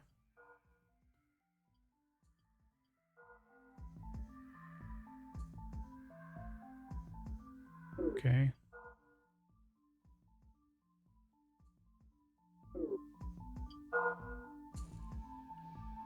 So I guess whenever you go in an area, it fills out the diary. Yeah. So it's all out of order, and it isn't exactly clear which area your character is writing about. But Now I'm gonna be checking all these walls for secrets. that one was clever in that they actually leaned into the fact that the skeleton sword was going to clip through. Well, I also heard him as well. Oh yeah, that too. That was the main clue. Okay, so this is the web you talked about. I need fire. Okay, I don't have that. Yeah, there's your clue. Oh man, I don't want to go back and. Okay, there's something up there, but I don't think I can. Is there a way for me to get up there? Ooh. Yes. If there's, I mean, if I'm kind of, if there's a better way to go or something in the time we have, let me know. Yeah. But I think, this has Soul's DNA all over it, so I think it doesn't matter where I go.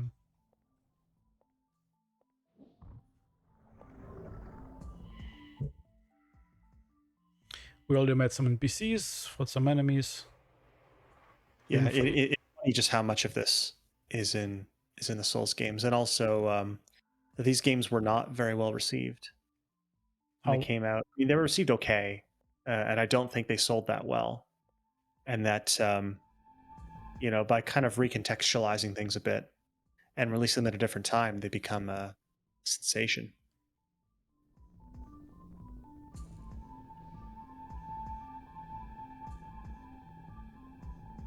There you go. There's your clue.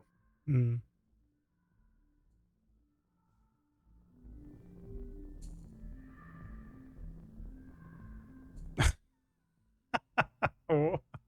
Pure H2O. Pure H2O. Yeah, if you play more of this game, Serge, play the NTSC version. Pure H2O. Why did I translate it like that? Well, they're not wrong.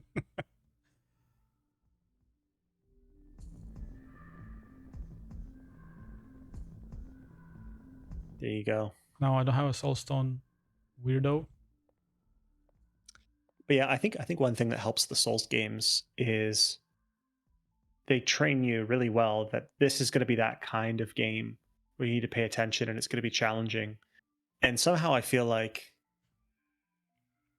this game you have to almost infer it from playing a little bit. This is that kind of game, because if the first thing you do is walk forward and your character falls into a pit and dies and it's not clear why, and the game just says reload, I don't think that does a very good job of signaling that it's going to be a hard game like that. You might just think, wow, this is a really crappy game. And somehow the Souls games present it in such a way that from the onset that you have to retry things. Can I get the item? Or what is that?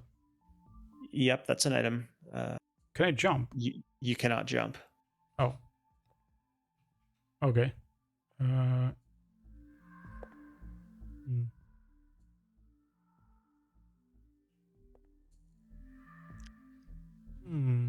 So you can't get that right now. Okay.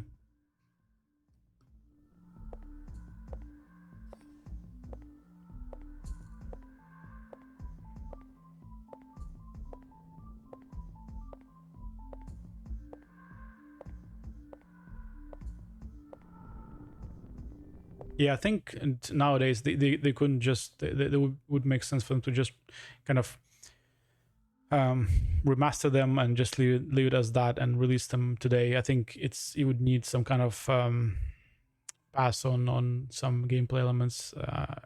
It just doesn't, it wouldn't work today. I think they would have to like remake it, I guess, if they want to release the first game, kind of start over. I think it would just be cool to see how a Soul style game in first person, doesn't have to be Kingsfield, but how that could work.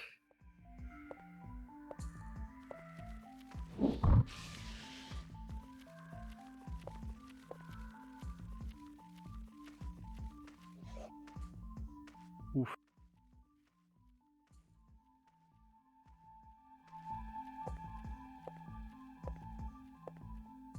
Goddamn caterpillar. Okay, I have to use.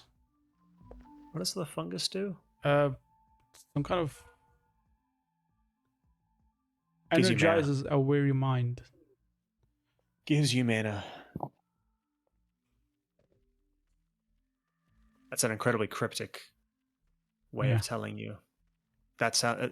It seems like the bad translation again. Oh my god. So obviously these guys are here to teach you that this is the best way to fight enemies most of the time. Oh, he dropped healing at him. You notice that Demon Souls has grass for healing as well. Yeah.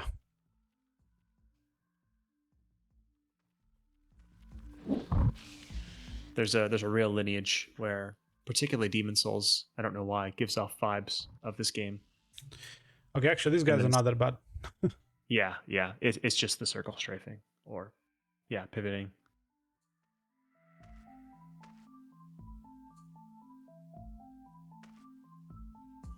All right.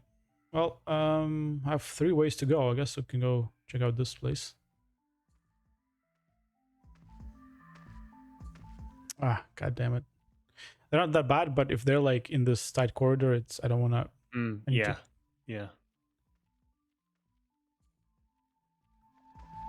Oh, very smart, Surge. And yeah, they eventually do stuff like that, turn their backs on you.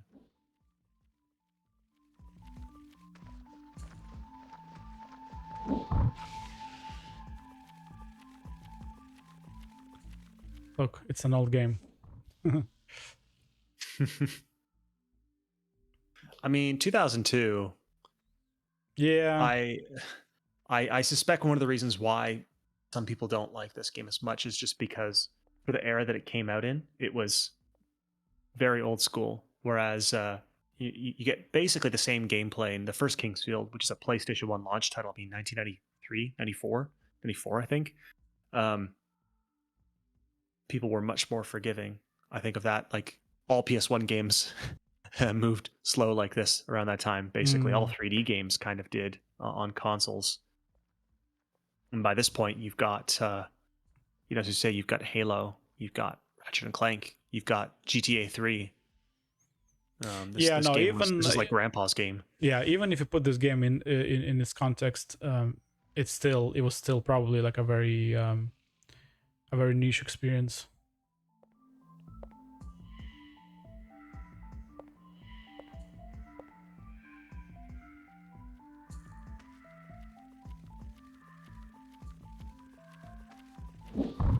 I'm amazed that you've only died once. Especially, what was it? There was a game that we played on the show that you're having a really hard time with. Which one was it? I remember you were having a hard time with Xenoblade. Oh, yeah. Yeah. Oh, man.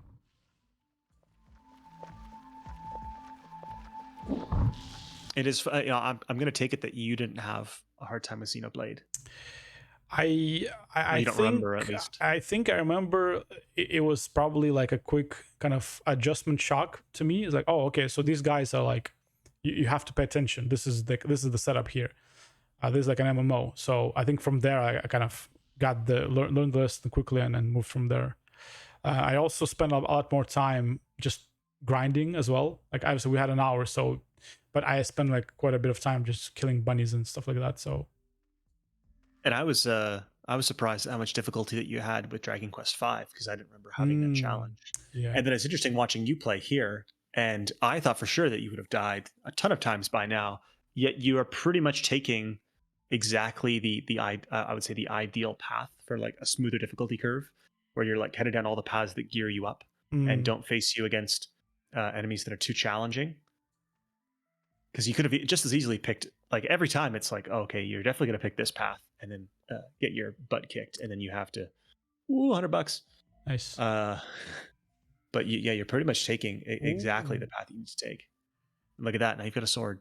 And this is very Souls like, showing you, this is where you came from. You've been here. Mm-hmm. Nice.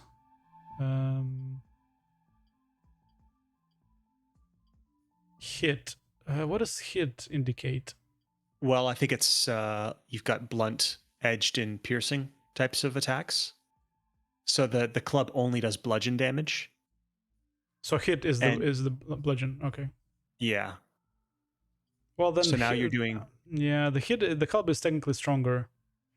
No, it's not, because you are doing tons of slash and stab damage and a tiny bit of hit damage, bludgeon damage. Are they Are they like additive? I think they're additive. Yeah. So okay, I think the sword does more like 80 damage. So it does basically double what the. Well, that's cool then. So you said it's slashing and stabbing, but the animation is the same, right? It just counts as both. Okay. I think that's how it works. I could be wrong. Okay, cool. That's where it came from. This is really weird. This is like, I can't go there, but it's. Can I? I think it's because the worms are tunneling. Okay. These rock worm things, and they're called. I should be able to kill these guys with like one hit now. Come here.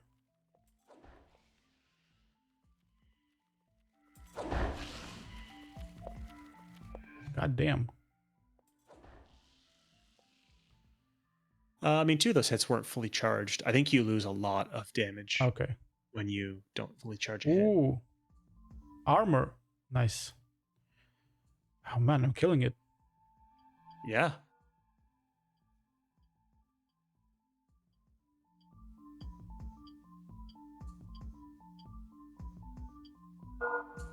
Oh wait, I'm still kind of naked. I mean, I don't even think there are lower body options. Wait, what? Really? Yeah, well, if you look at the categories, I mean, legs were the shoes. I know sometimes the shoes include they're like boots with greaves, but that's only. Actually, I was hoping that the armor would be like the full body armor. I'm literally naked with my dick out. Yeah. I have neck, wrist left. Yeah, so rings and amulets. Oh man, that's good. All right, so this was a good choice to go here, and I think that's about it in this area. Can I open this from the side? No, that would be nice, wouldn't it? Yep, can't open. See, that's 10 years from now, from this game. Well, no, actually not 10, more like 6.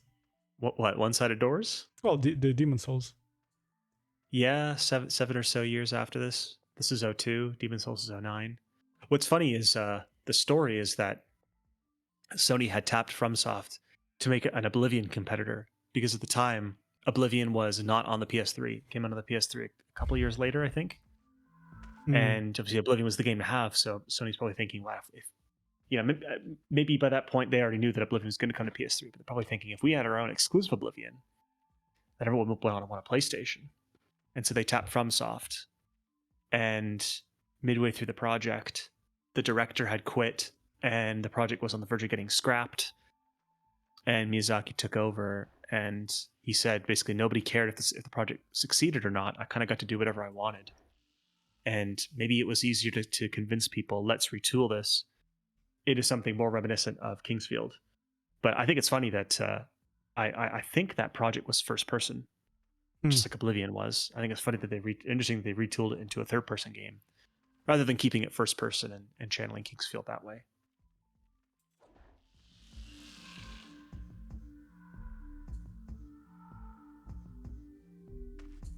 Oh man, there's so many grubs here. They just ignore them, right? Are they even aggressive? Do they even chase you? I don't want them to like kind of jump me from the back. They respawn too. I'm pretty sure. Oh, do they? I think so. Oh, okay. I think it's one of those games. If you've, I mean, it's not. It doesn't. There's not like a huge separation of areas that there is with Souls. But as far as I know, if you were to leave an area and come back, those grubs would respawn. I don't think all like those skeletons definitely don't respawn. I don't think the slimes inside respawn. But I seem to remember those grubs always being there, even when I killed them. Oh god. Slime City. Ooh. Oh. I am dying. Is it like a poison? I think it's poison. God damn. Oh man. Do you have any items? Can you do anything about it? I have a herb, but that's about it. But that's not gonna save me. You're done. Yeah.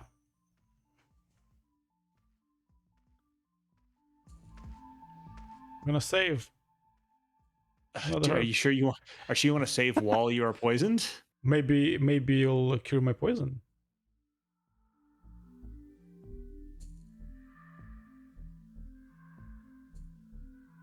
I'll try to out heal this. So it doesn't heal you, the save point. I'm gonna save on another slot.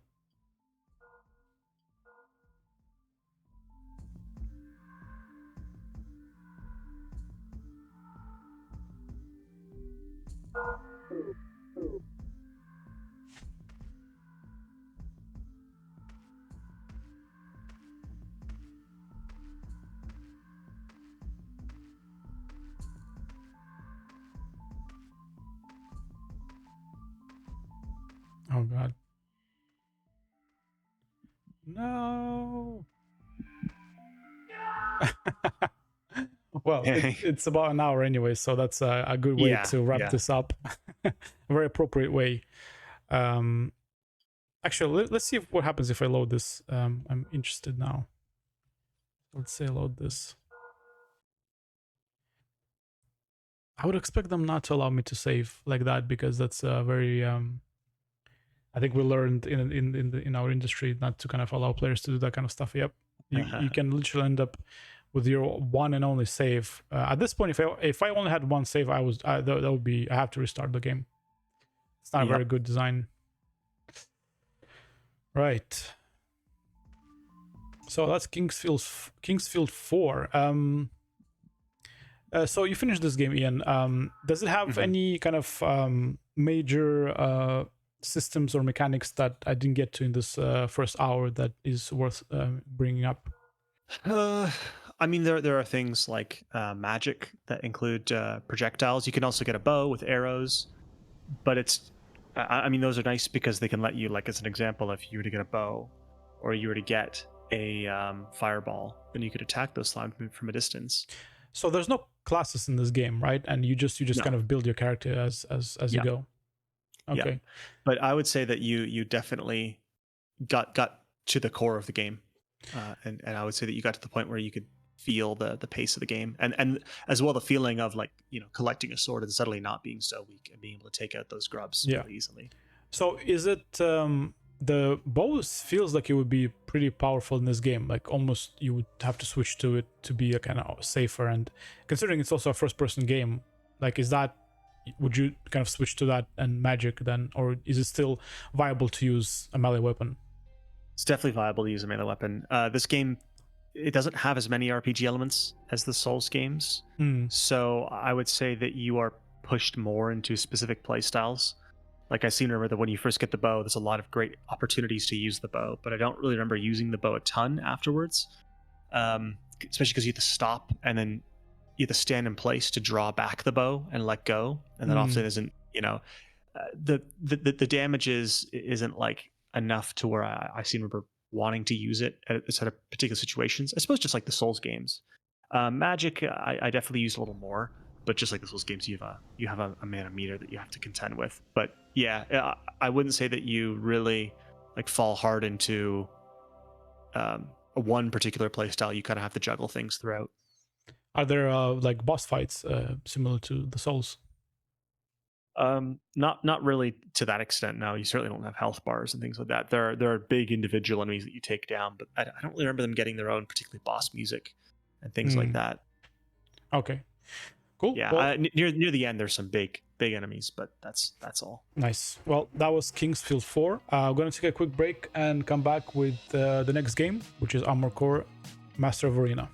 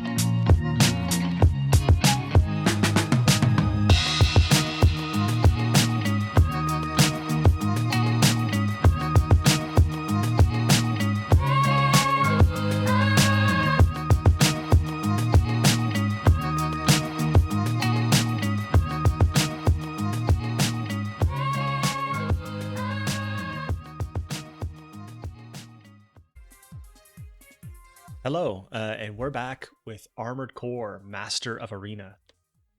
Yes, Ian, I know about you, but when Carl Urban tells you to get your shit together and get to work, you listen. And now we're here to do just that. Did you see that video, trailer they released for 6? No, I didn't. Urban. Yeah, it's pretty cool. Okay. Armored Core Master of Arena. The final game in the final PS1 game in the original trilogy of Armored Core games. The stories of those games were divided from kind of they started with Armored Core, the first game, then they went all the way up to Armored Core 2, Another Age, where they concluded the logical storyline of that world, and then they restarted that with a new story from Armored Core 3 all the way to Last Raven. So this was somewhere in the middle of the original storyline, and I think this game more than any of the other ones stood out to me, because I think all the previous games kind of led up to this game, and then after this game the rest of them kind of followed what this game did really well.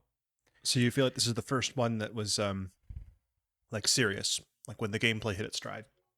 Yeah, I think this was the one where it was a highlight for sure back in the day. I think not until Armored Core 4 did I feel that there was a significant jump in the tech and the gameplay and everything else. So this game famously came out in 2 discs, and the first disc you would play the storyline, and then after you beat the story you would then be asked to participate in this arena. Although I'm not sure if you could do that straight away or maybe after the end of the game. But anyway, you started the arena mode, and then very quickly the game would ask you to actually put the second disc in. And because the second disc, it was just there so that you could fight all of these other mechs that they made, ACs, because there was so many of them, and the arena mode was so large that they had to put it on the second disc. And I just remember playing the arena mode for so long, and you just enjoying every single battle that every single mech you fight. And it culminates with you fighting Hustler 1, which is the mech the year after. You essentially, like I mentioned before, the story is essentially you're chasing this guy that was supposedly killed your family. Yeah, they flash that by very fast, very unemotionally. This menu reminds me of Tomb Raider, the inventory screen in the very old Tomb Raider games. Yeah.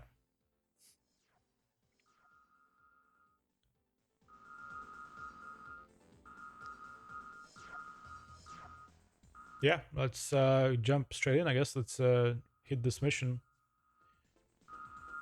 Okay. I mean, one thing that is pretty similar to this game and even Armored Core 6 today is that it doesn't really take long for you to kind of jump into the mission and start playing. Nice. System engaged. We are monitoring your status. We'll contact you if the need arises. Okay, well. As this is your first job, Okay. make sure you proceed with care. I don't have analog controls. Get strafe left and right. Look up, look down. That's all right. Jump. Shoot. We got a melee attack. Cool. This is a lock-on button? No, it's switches weapons. Yes, and I mean, doesn't the HUD remind you of Ace Combat straight away? Yeah, I can see it.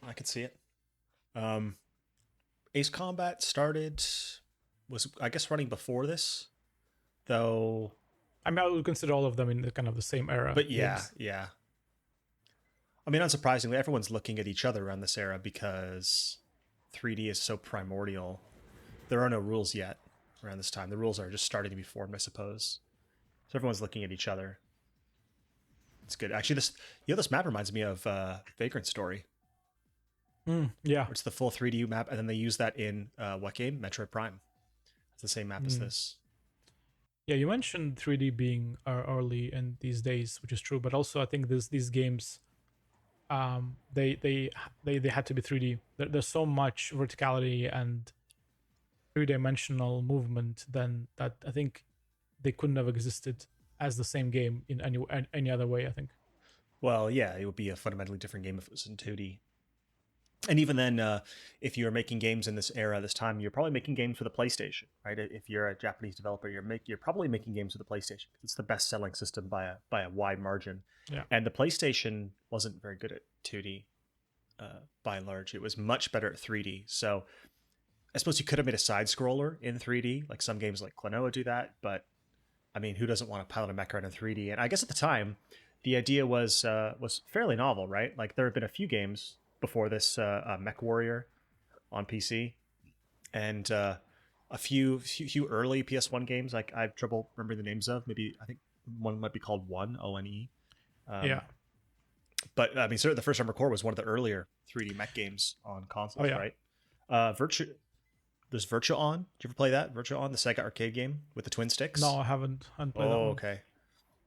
That's a really cool game. It kind of plays more like these 3D one-on-one anime fighters these days, where you lock onto the opponent, but you are piloting mechs. So the cabinet has two giant joysticks that you can slam around, and it's a really great visceral feeling. It really, it's one of those unique, cool arcade control schemes that feels like you're piloting a mech, and they later put it on consoles and things. So nice. Anyway, but yeah, this is much more like a linear set of missions, not just single arenas with single combatants.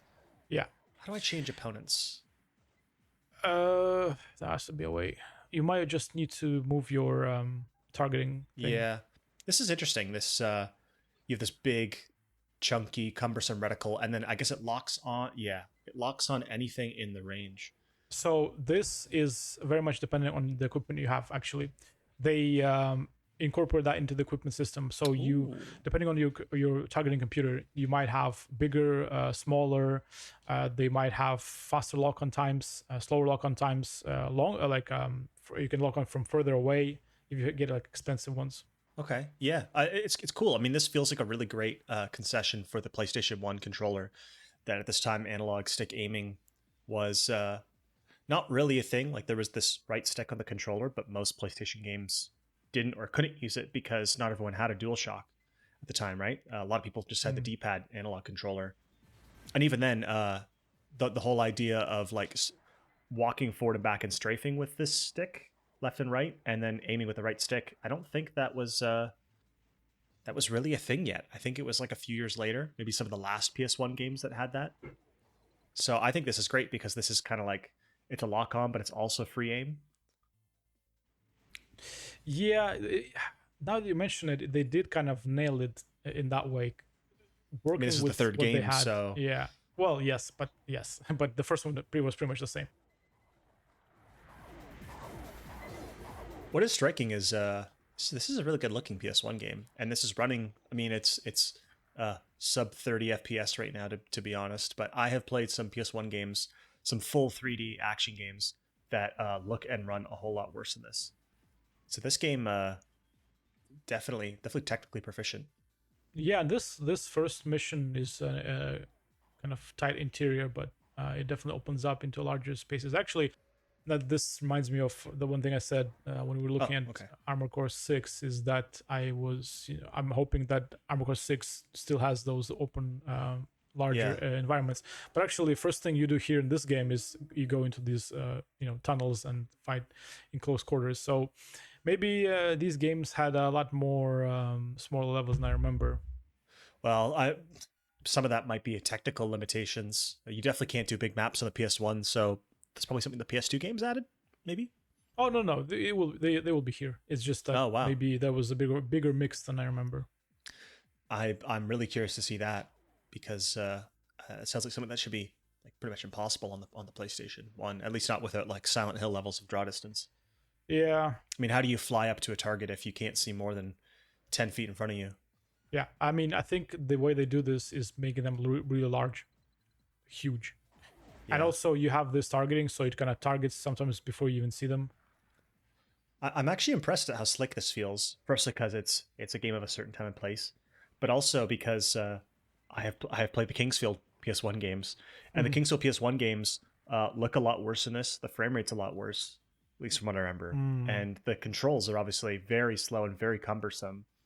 To the point where you wonder how much of it is deliberate versus how much of it is like I think about Kingsfield 4 is deliberate, but how much of the earlier ones is just genuinely developers grappling with very early 3D, right? In terms of power, in terms of design. But this looks like they know what they're doing. They're making like, to me, this shows that FromSoft, maybe I assume they're different teams, but to me, this says that at least some people at FromSoft knew how to make a tight, fast action game, even on very limited hardware. Well, this was definitely a success from software, and they definitely took it and ran with it. After that, they started making other mech games. I haven't played them. Things like Metal Wolf, I think, Metal Wolf some Chaos, others. Yeah. And actually, even licensed mech games as well. I haven't played any of those as well. Maybe I'll check them out at some point. And they did keep doing them all the way until Demon Souls. And then the next thing after that was Armoured Core. Actually, no, it was Armoured Core 4, which was still really good, and 4 Answers, and then it was 5. And that was after 5 was so disappointing. That's when they took a biggest break until 6. The only thing I'm not liking is that the level design is just repeated hallways. Yeah. Not just boring, but also I thought maybe I was running in circles near the end because everything looked the same. Nineball, what's a top-ranked arena AC doing here? Oh shit, 9-ball. Whoa. I don't care who you are. No one can beat me. He's the one you've been looking for, huh? I need to talk to you later. Return to base. Target achieved. There you go. You have the entire story set up in one mission. There we go. Yeah, it's chunky, but if you have to give the player an emotion to set up a game, I think you can do a lot worse than just raw competition. Revenge, or this person is stronger than you and you can't take them on. Yeah, is a great way to... in terms of what you mentioned about level design, I think the way I saw it, at least, is that I think this game encourages to not focus on that and see the target that you have as like the main focus. I think maybe nowadays, playing maybe once I finish Armored Core 6, I can say, well, actually level design in that game was pretty good and it was adding to the experience. But I think in these games back then, I think they wanted to focus on that fantasy of just beelining to your target and then having that showdown. Even if it's like a level, you still have like the main target that you have to get to. So I guess they could have had more elaborate levels, but also I think they probably didn't want to focus on them too much. So go back a bit. Go back from the. Oh, can I? Oh yeah, I can. Nice. No, sorry. Go into the missions. Yeah. So now you have two options here. Yes. So I think maybe try the recover meteorite, because I think those destroying the MTs is going to be maybe another interior thing. Okay.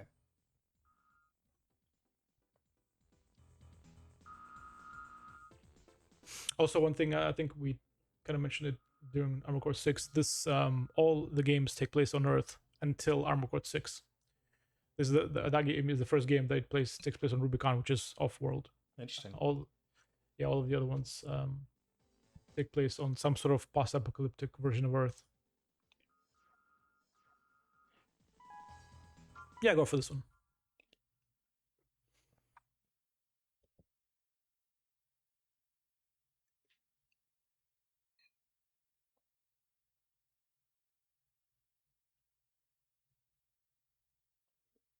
Approach the target area once the meteor's impact is confirmed. It's here.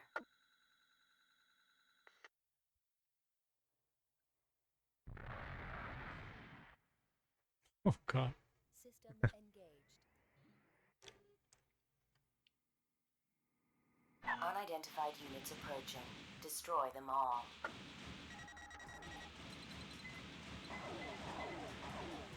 I mean, in this level, in the open world, you definitely should use a lot more of your missiles. Yeah. Just like Ace Combat.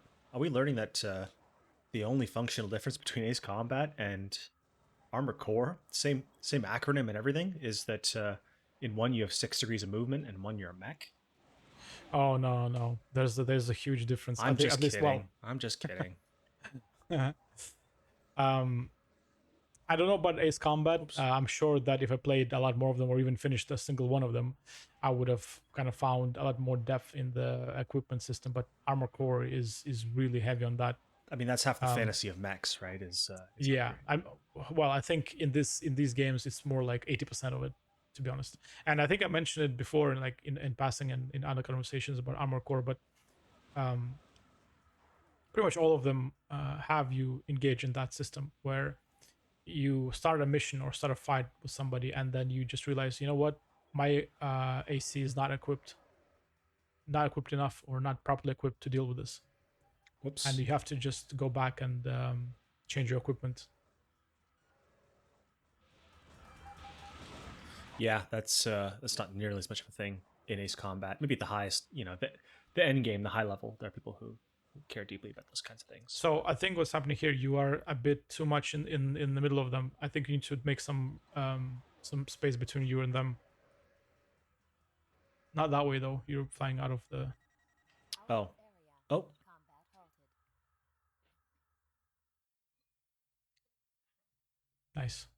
Then I lose a bunch of money. Yeah. Maybe they could have visually signaled that a bit better. Yeah, it was on the minimap. Oh, okay. Oh, I didn't remember that they literally get booted back into the menu. Nasty. Do you still have that mission? Ah, yes. I assume between the two, the assumption is that the player will pick the one that pays less because it's a lower risk mission. I don't think it's. I think that the fact that you can choose them isn't that important in the end. I don't even remember if they let you do them all anyway, or you actually have to choose. But it's not that part is not that deep. It's here.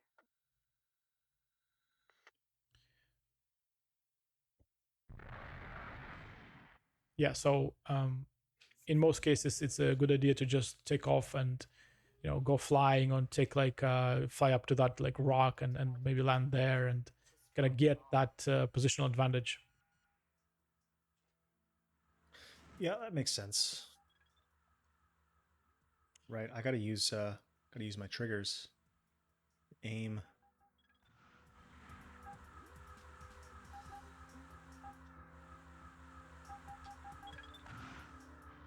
I see. It also so it does take with your different weapons. So the rifle locks on immediately, Yes. but you actually there is a bit of lock on time. That's what I was missing. Oh gosh, look up, look up. Oh, got away from my jets. Oh no. Oh gosh, why can't I go up? Okay, you have to be. Oh shoot, wrong button. Oof.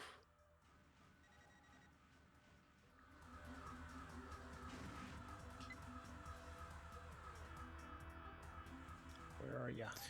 Varmint.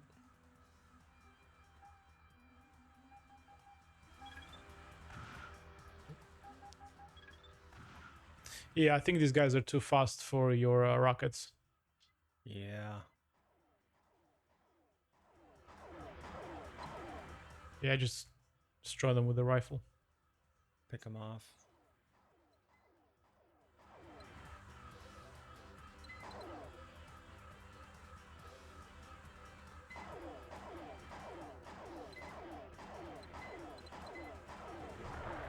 There we go.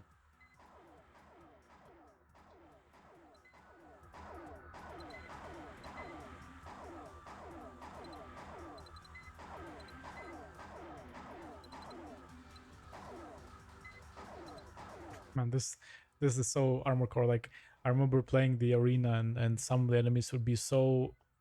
You had to do such specific things to get to like destroy them. Like sometimes I would be like, okay, I need to have the fastest mech I can possibly have, and to achieve that, I would literally have to take off all my weapons and just have the blade.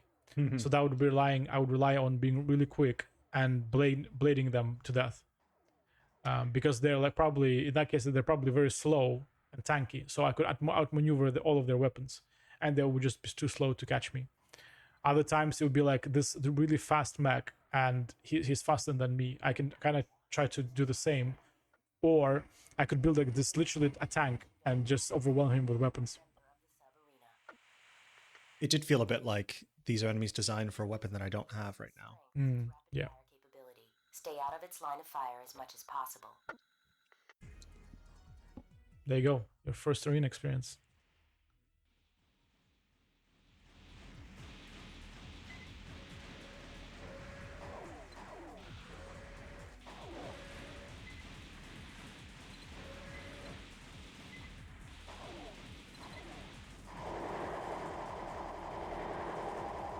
Oh, here's a machine gun.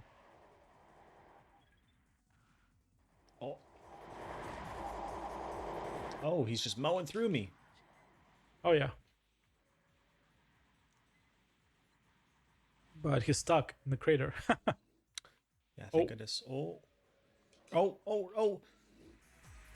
Get the blade out. Oh, no, no, no. my blade's a little too slow. You can get some blades that have like that shoot out force kind of wave. I think he's good. I think he's got me here. He's just a lot faster. He's about the same speed actually. He has the machine gun. Well, yeah, that's what I mean in terms of gunfire, in terms of... Oh, he has like a... Yeah. But his machine gun, he has to stop and deploy it.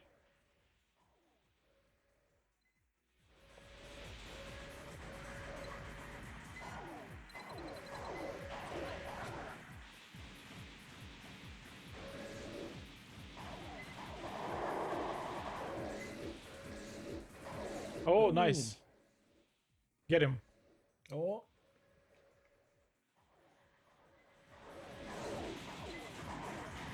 I guess there's no way I can see his health. I don't think so.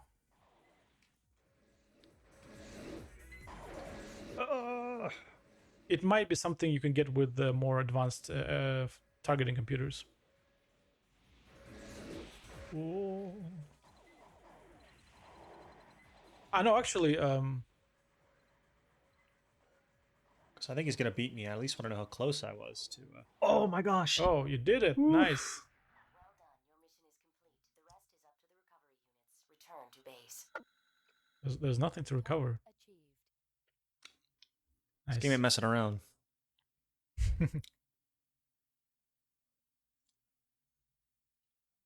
Yeah, and they have a lot of different ways they kind of throw enemies at you. Like they have enemies that just fly a lot, so you'll have like a max that clearly they put like a very expensive booster on them, and they made them light, so they can stay in the air for so long, almost always. So now you have to deal with that. If you have like some sort of if your build is like blade based, suddenly you're facing this flying guy, and then you have to completely change things again. Maybe you have to get like advanced missile or something like that.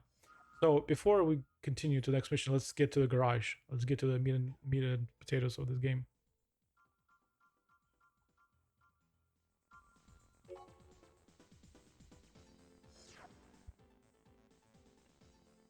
Right. So yeah. You probably don't have much stuff, but let's go to the shop. Maybe you can buy some new equipment.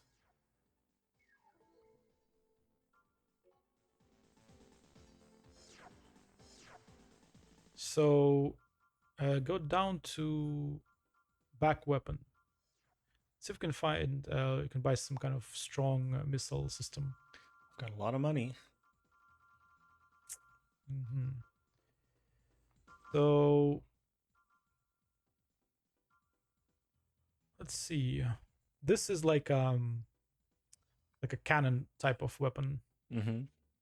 We like cannons. Go down a bit. No, go one up. Can't afford that. Oh, okay. This is a very strong railgun type of thing.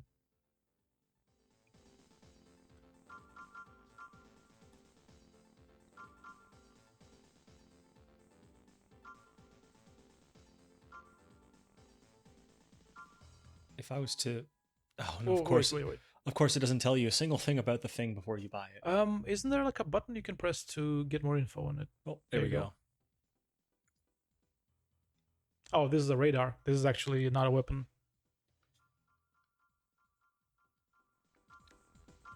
Slug gun. Cannon, grenade launcher. Ooh, maybe a grenade launcher. It's a bit of an advanced kind of type of weapon. Okay. Why don't you find like a nice multi-rocket system? Yeah, go back up there. No, not this one. Ah, no, wait, this one actually. The yeah. I think this one. Yeah. It's expensive. Let's try it out.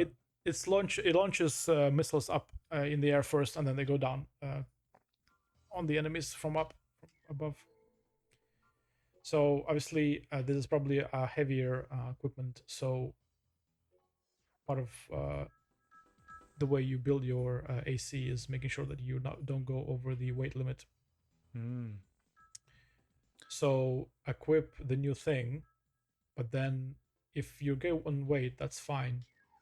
But then you see actually it says overweight, so you probably need to remove your other back weapon. That or change your the gun you have. Maybe buy a lighter gun or a machine gun if you want. So the back weapon is my radar, which is my map. Yeah. You can buy a. I mean, you can buy stronger legs as well. That's an option. If you see what I can afford.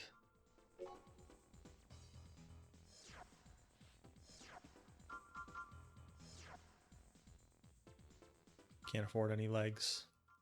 No. You could sell your I can afford this one. Oh. Yeah, but yeah, this is a different type. This is a reverse joint. I see. Which is a valid option. Well, I like the movement. Do I have a back weapon? My old back weapon? Can I sell that? I think you actually you put it on your other slot, so you actually don't have anything to sell. I don't think. Or wait, actually, this one. What's this one? Well, you could sell this one because you now have the Yeah. And then I can afford better legs.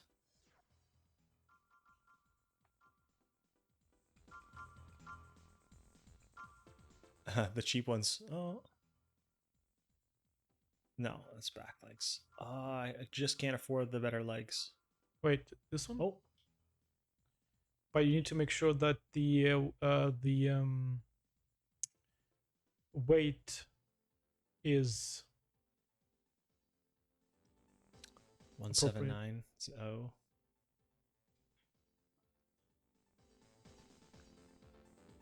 I mean, if only there was some nice compare options.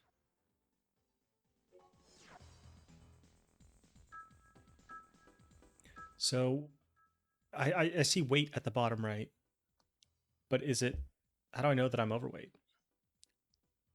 because your legs weight points are over, like the weight on your legs is more than they can handle, and it shows there in Okay. red.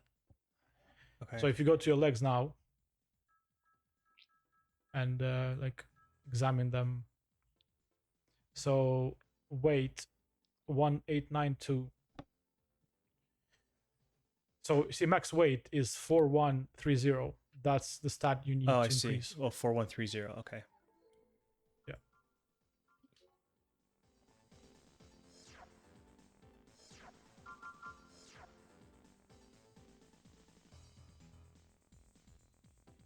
So these, for example, Yeah, those will work. but they are quite heavy. Like you will be much slower. Well, not much, but you'll be slower with these legs. Otherwise, like there's something for. These What are, about these ones? their max weight is only 3,800. That's lower than my current. Hmm. Yeah, they look like that as well. Guess I'll slow myself down. Yeah, it won't be that bad. But eventually, if you want to kind of build more of a nimble mech, these I think are still kind of fine-ish. So you can go for these for now.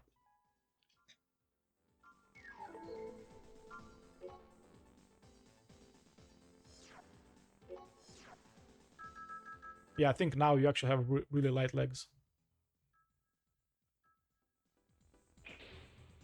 There you go. Now you have extra weight. I mean, you don't really have any money left, so you might as well just go on a mission.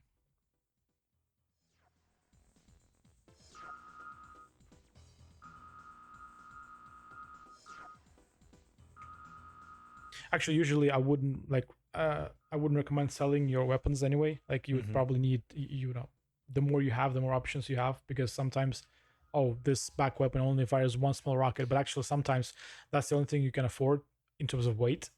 You know, Right. suddenly you find yourself in like, oh, I have no weight and I need weapons on me, and then this one small back weapon actually is just enough to be within the weight.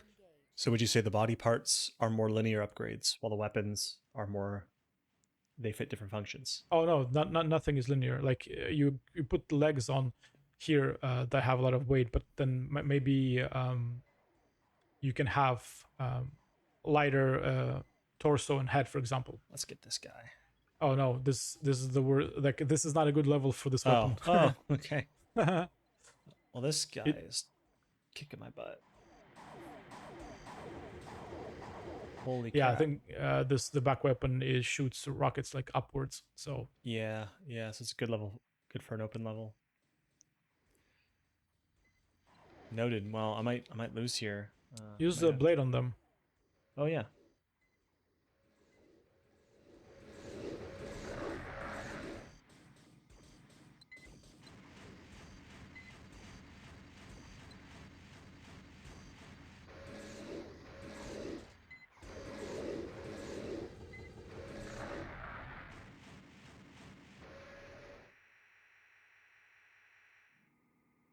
It does feel really good to slide down these hallways. Yeah.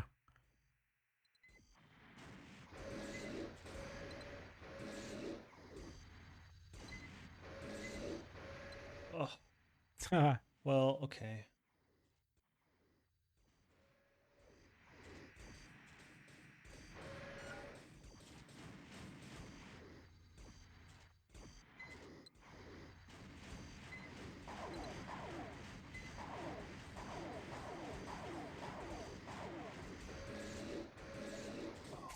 Can I just run?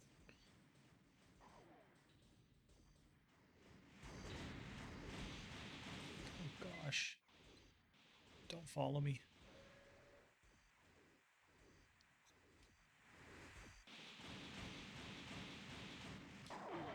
Whoa. Oh, some mines. Oh, oh, oh. Oh wow, I don't remember these. Oh my gosh. Oh god. Oh. You should not die here. Should what? Yeah, real helpful surge.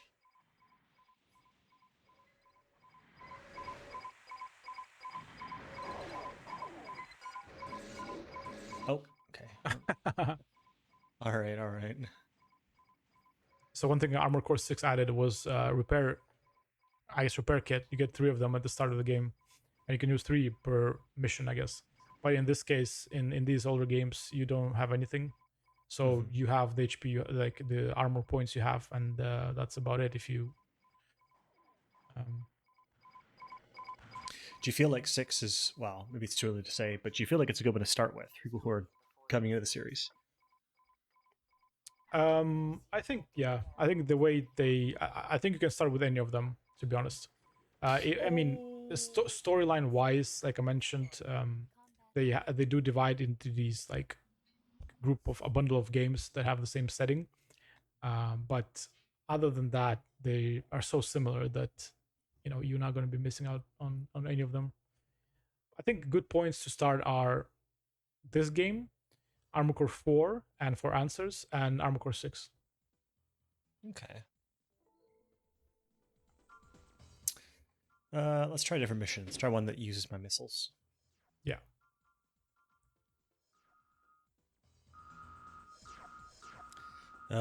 No.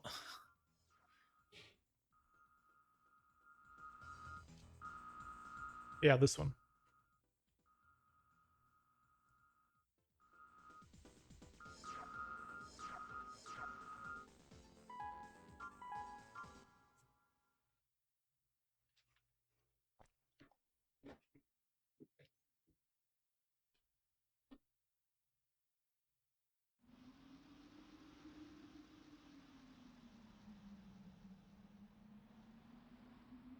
They cannot be allowed to enter the tunnel. Destroy them all.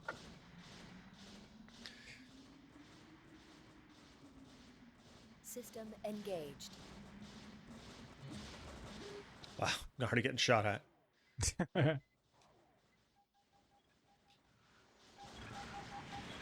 Whoa. Nice.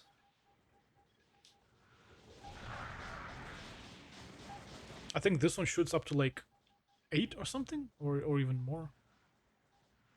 Yeah, sometimes you can get some of the more advanced rocket systems. You can like target lock like 20 of them, and then you spend like 2 minutes just waiting for all of them to shoot out of you. Nice. Why can't I? Okay. Now you have to kill these guys. Yeah, I know, they're the focus. Oh, there we go. There we go. Yeah. I don't think you can actually do it, but use the blade on them. Yeah. Yeah. Boom. Nice.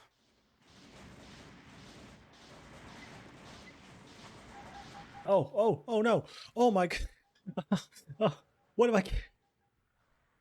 Oh. Wow. Yeah, you should never use these kind of rockets, not just like when you have enemies so close to you. Yeah. They're not for that.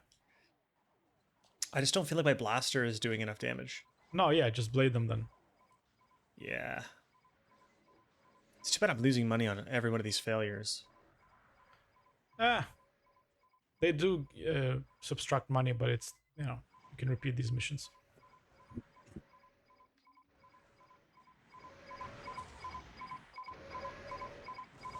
I feel like I can't even see these guys. AC unit destroyed. Combat halted.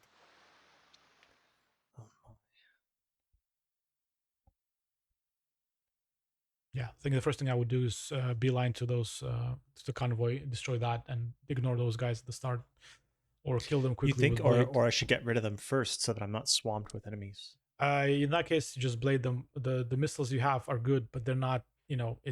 It's a long range weapon essentially.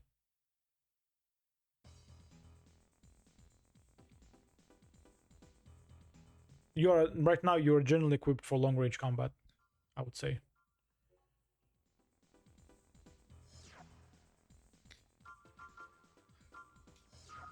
And of course, when you fail a mission, the cursor doesn't go back to mission. The cursor goes to garage because Yeah. they encourage you to play with your mech. Yeah, I guess one thing that they could have added is just a simple prompt. Hey, do you want to repeat this mission? That would be handy.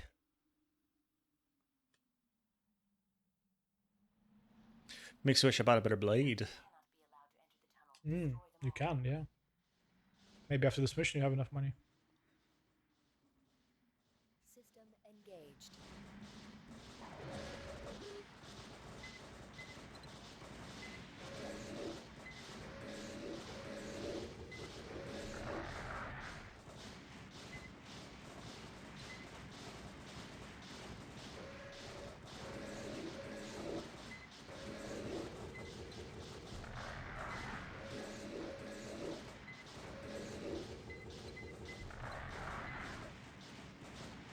There we go. Taken care of. Brought reinforcements and take them out. Oh, no. Mission failed. Dang. Okay, now I know. Also, it seems like once you destroy enough of these enemies, it brings in the reinforcements regardless. Oh yeah, I think so. Yeah, the way these missions flow sometimes is very much like kind of it's out there. Like in this case, for example, they're telling you that there's enemies straight away firing at you. They talk about reinforcements, but actually the main mission that you have is to stop the convoy, and it's going. It's not stopping for anything. So it's actually the thing you need to do is go and get the convoy first, but it's not apparently. It's not immediately apparent because you have to take care of the guys that are shooting at you. Would you say the series has a reputation for being difficult? I don't know. When I was playing back in the day, it's not like I knew anyone else who was playing, and back then, the internet was not as it is today. So this barely any conversation. This could just be like a PlayStation game, but they didn't want you to beat too fast, right? But I didn't know if the more modern entries were throwing big challenges your way. The Armoured Core 5 had, apart from just being not amazing, I think a lot of the publications were saying that it was very much not friendly to new players, which is, not here or there. I mean, you could say that about any of them. I mean, obviously Armoured Core 6 is doing a better job than any of them in terms of that, but still. All right. Oh my god, I'm getting knocked around. Yeah, I would get the hell away from them and get a lot of space between you and them, and then use my strong rockets on them. No. Oof. I feel like I can't even get a lock on because I can't even see these guys. Oh man, yeah, you're really punished for charging up too much. Holy crap. That is brutal.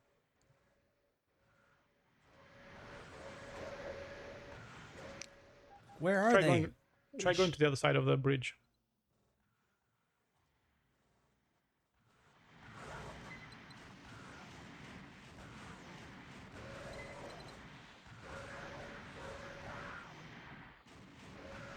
Nearing the end of the mission. Oh yeah, it's a smaller map.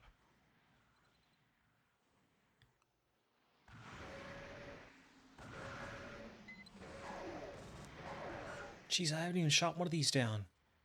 I haven't even shot them, really. I feel like, well, with controls like these, the toughest enemy is something that can outmaneuver the camera, right? I feel like I'm getting shot at and physically knocked around, and just trying to look at my targets, which are almost impossible to see against this sky. Yeah, it's not a great kind of setup here. They chose to do this mission at night, and they have these enemies that are like blended into the sky. They have no lights on them or anything. I mean, I guess they expect you to just rely on your targeting system, which is fair enough. But yeah, you still. I think the best thing to do is to just stay put so that you can kind of orient yourself Because when I move Yeah. around, I just, it can become a bit chaotic. Keeping track of things. Yeah. The radar helps, and then really just playing with the L2 R2. Luckily, they have a lot of health. No, they're like mosquitoes around you.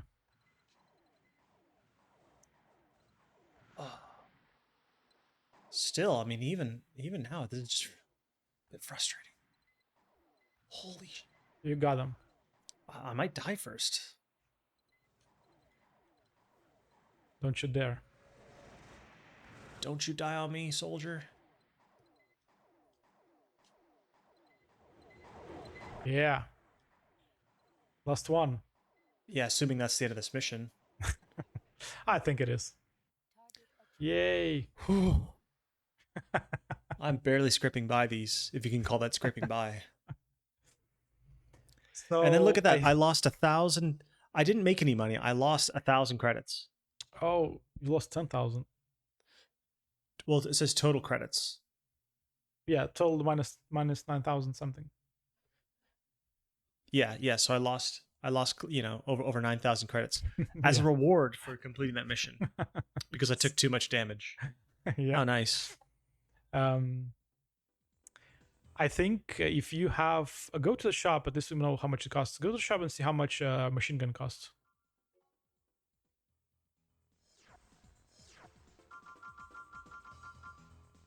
Arm weapons, yeah.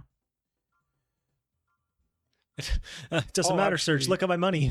Yeah, you have minus. Okay, that's fine. Well, that was Armoured Core Master of Arena. We're gonna wrap it up a bit sooner than usual. We tried to enter Arena, and unfortunately, it asks us for disc 2, and then it just wouldn't let us get out of that prompt. And because we didn't save, we were kind of stuck without a save. And essentially, Ian tried playing the missions already, a few of them, apart from missions and the story.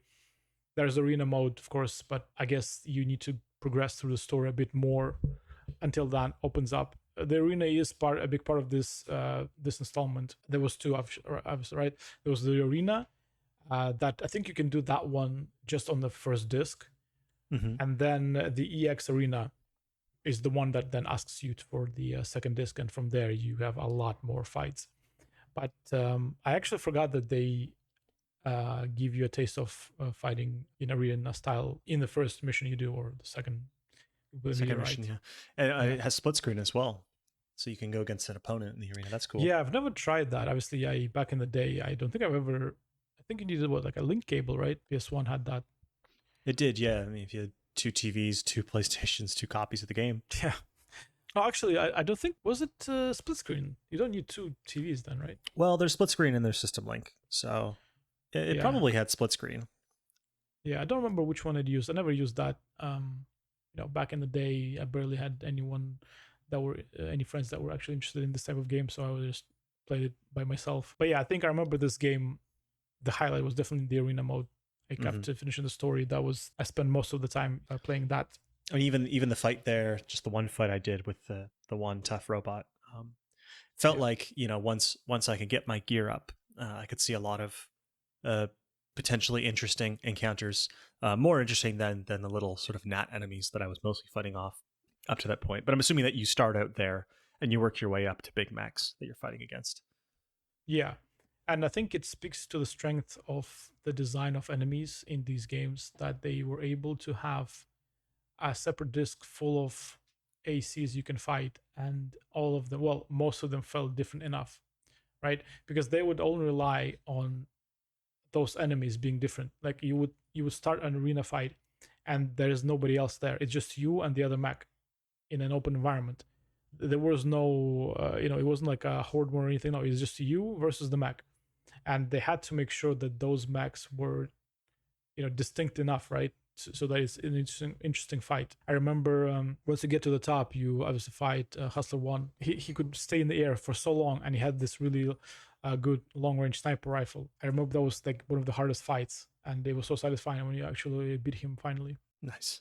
Yeah, so that's Armoured Core. And you mentioned you wanted to play one of them. Do you think you gravitate more towards one of the newer ones, or would this be something you? Well, I haven't played any of the newer ones, but I think I liked that maybe more than I expected I would. I wasn't really sure what to expect this series, to be honest. I guess it's a bit like, I suppose it's also a bit like Ace Combat in the sense of, I looked at it and I thought, well, mechs.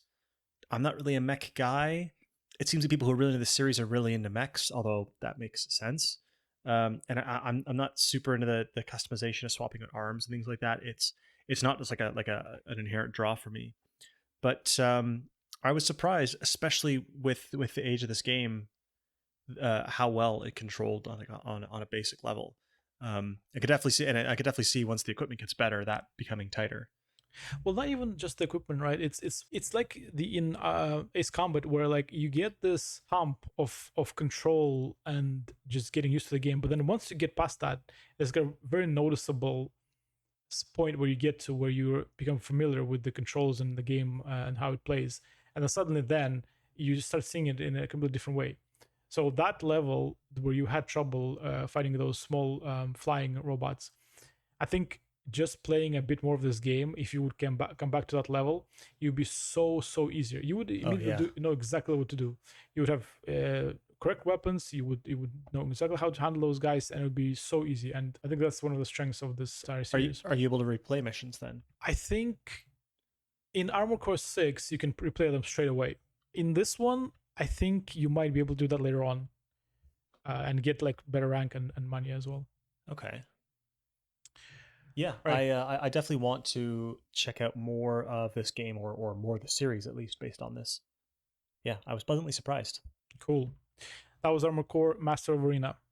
Let's talk about what we're going to be playing next time. I don't know why I kept thinking about this game prior to this episode, Ian, but for some reason I just want you to play it and see what you think, because it's a game that is really out there. It was weird back in the day when I played it, and I think it still is like that today, I guess. And that is Galerians.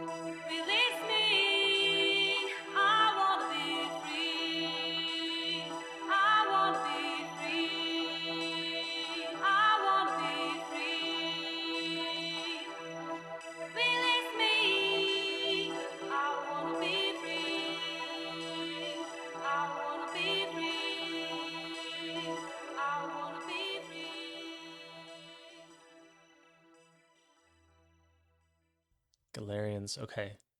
This is the one, kind of the pseudo Resident Evil, but with like an ESP thing? Yeah, I think it's a very generous way to describe this game. Okay. Okay. And in that case, I don't really have anything directly to link to segue into this, but I think I'm going to have you play a totally different game, which is Call of Duty 4 Modern Warfare.